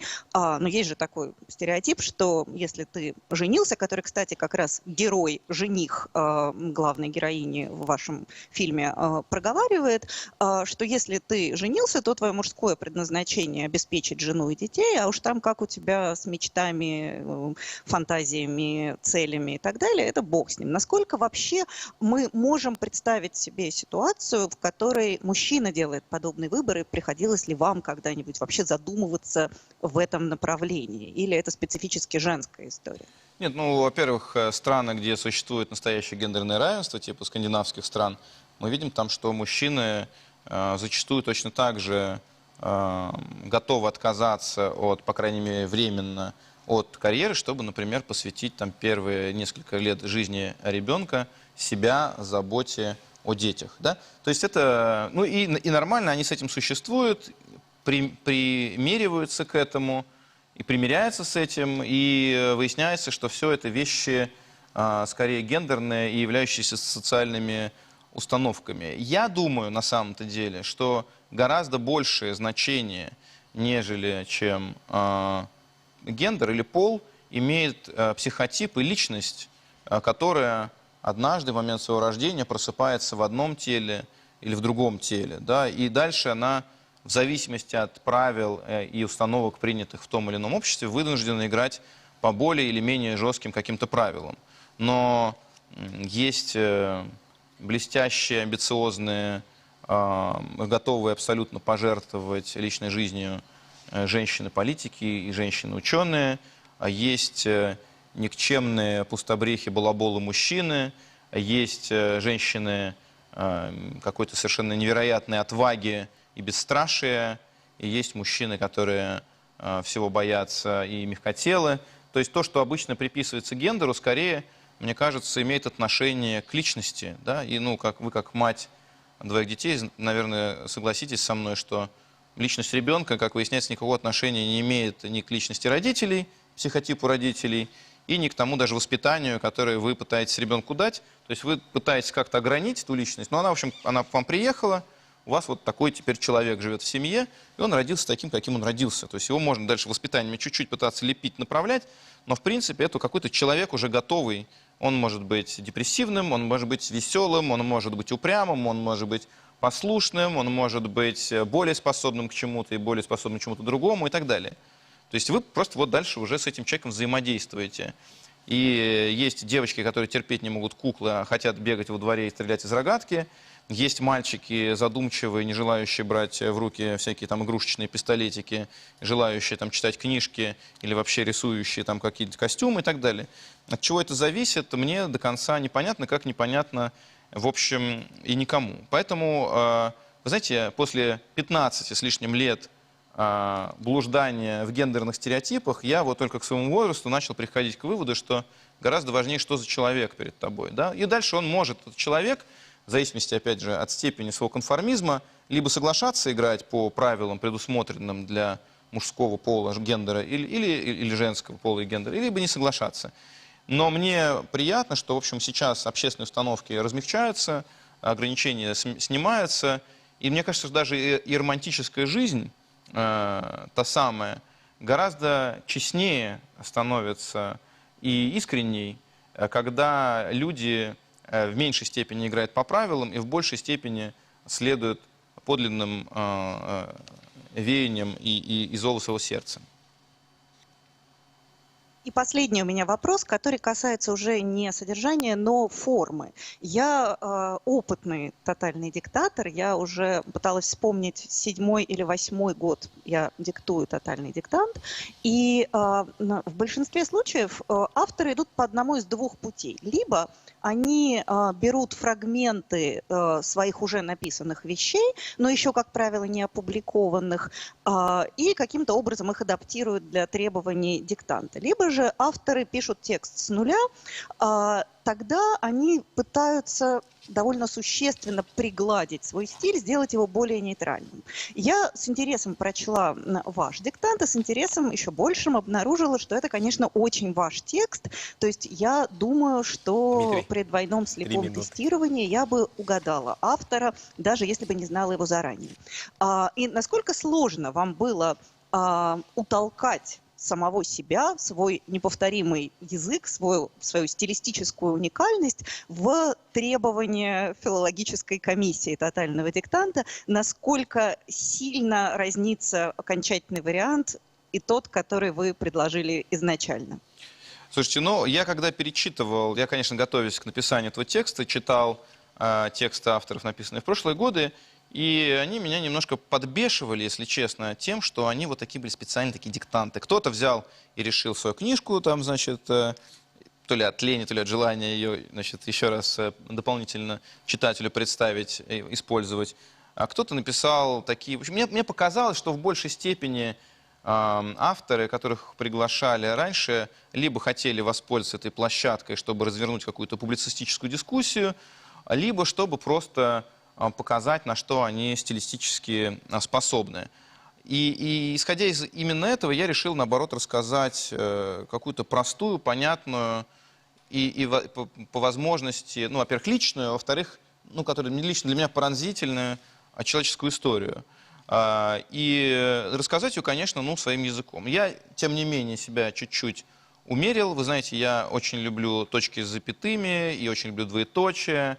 И вот, ну, все, что притормаживает продвижение читателя по тексту, чтобы ему было время подумать, что именно он читает.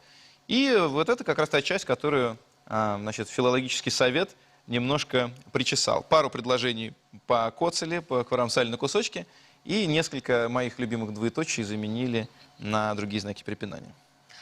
Галина, спасибо. Дмитрий, вам огромное спасибо. Спасибо вам большое.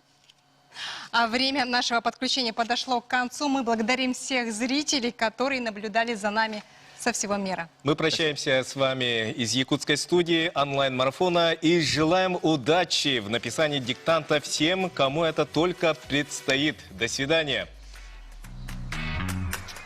Пока.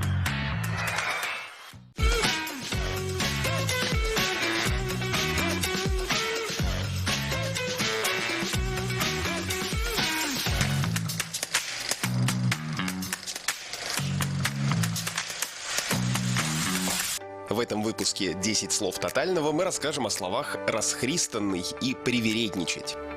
Расхристанный. Прилагательное «расхристанный» уже встречалось раньше участникам тотального диктанта. Что же оно означает и откуда происходит? Прилагательное «расхристанный» — разговорное слово, означающее «одетый небрежно, неряшливо, в расстегнутой или изношенной, разорванной одежде». Такое определение дает Большой академический словарь русского языка и приводит еще несколько оттенков этого значения. Расхристанным может быть человек, но так можно сказать и о самой одежде, небрежно надетой или изношенной, разорванной. Еще расхристанный — это свойственный человеку в такой одежде. Например, у него расхристанный вид. Расхристанной может быть часть тела, не прикрытой одеждой. Еще один оттенок значения – пришедший в негодность от длительного употребления, небрежного обращения. Например, расхристанная телега. Наконец, расхристанный – это еще и ничем не ограниченный, никем не сдерживаемый. Откуда происходит это прилагательное? Толковый словарь русского языка с включением сведений о происхождении слов под редакцией Шведовой рассказывает, что расхристанный образован от глагола с корнем «христ», родственного несохранившемуся глаголу, основу которого восстанавливают как «хрид-ти». Он означал «дергать, драть». К нему же восходит и слово «хрида» – неряшливый, незастегнутый, известное в русских диалектах. Привередничать. Привередничает. Так мы говорим о человеке, который капризничает, ведет себя так, что ему трудно угодить. Словом, о привереде. Кстати, существительное — это общего рода. Можно сказать, он такой привереда и она такая привереда. А откуда взялась в нашем языке вся эта семейка слов привереда, привередливый, привередничать?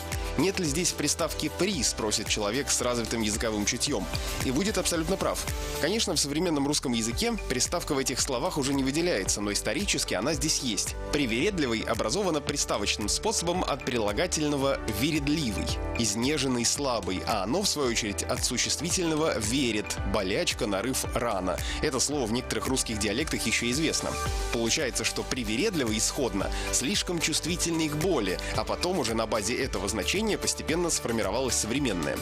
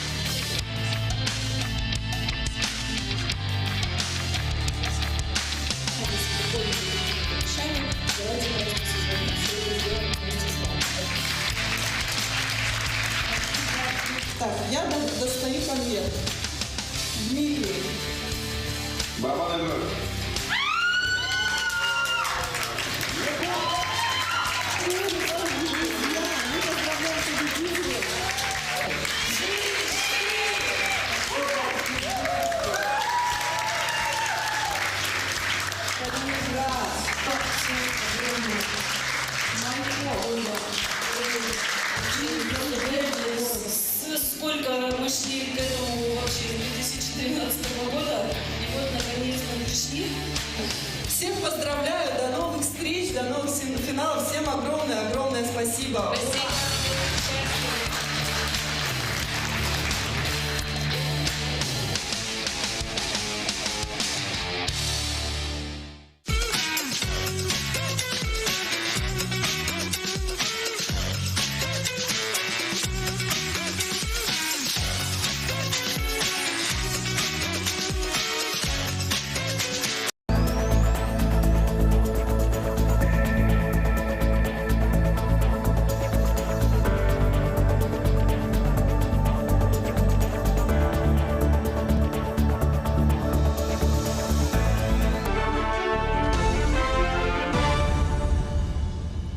В эфире новости, в студии Кристина Якупова. Здравствуйте. За минувшие сутки на территории республики зарегистрировали 28 новых случаев коронавирусной инфекции. В Якутии увеличился объем средств на поддержку семей с детьми по нацпроекту «Демография». Пятикратная чемпионка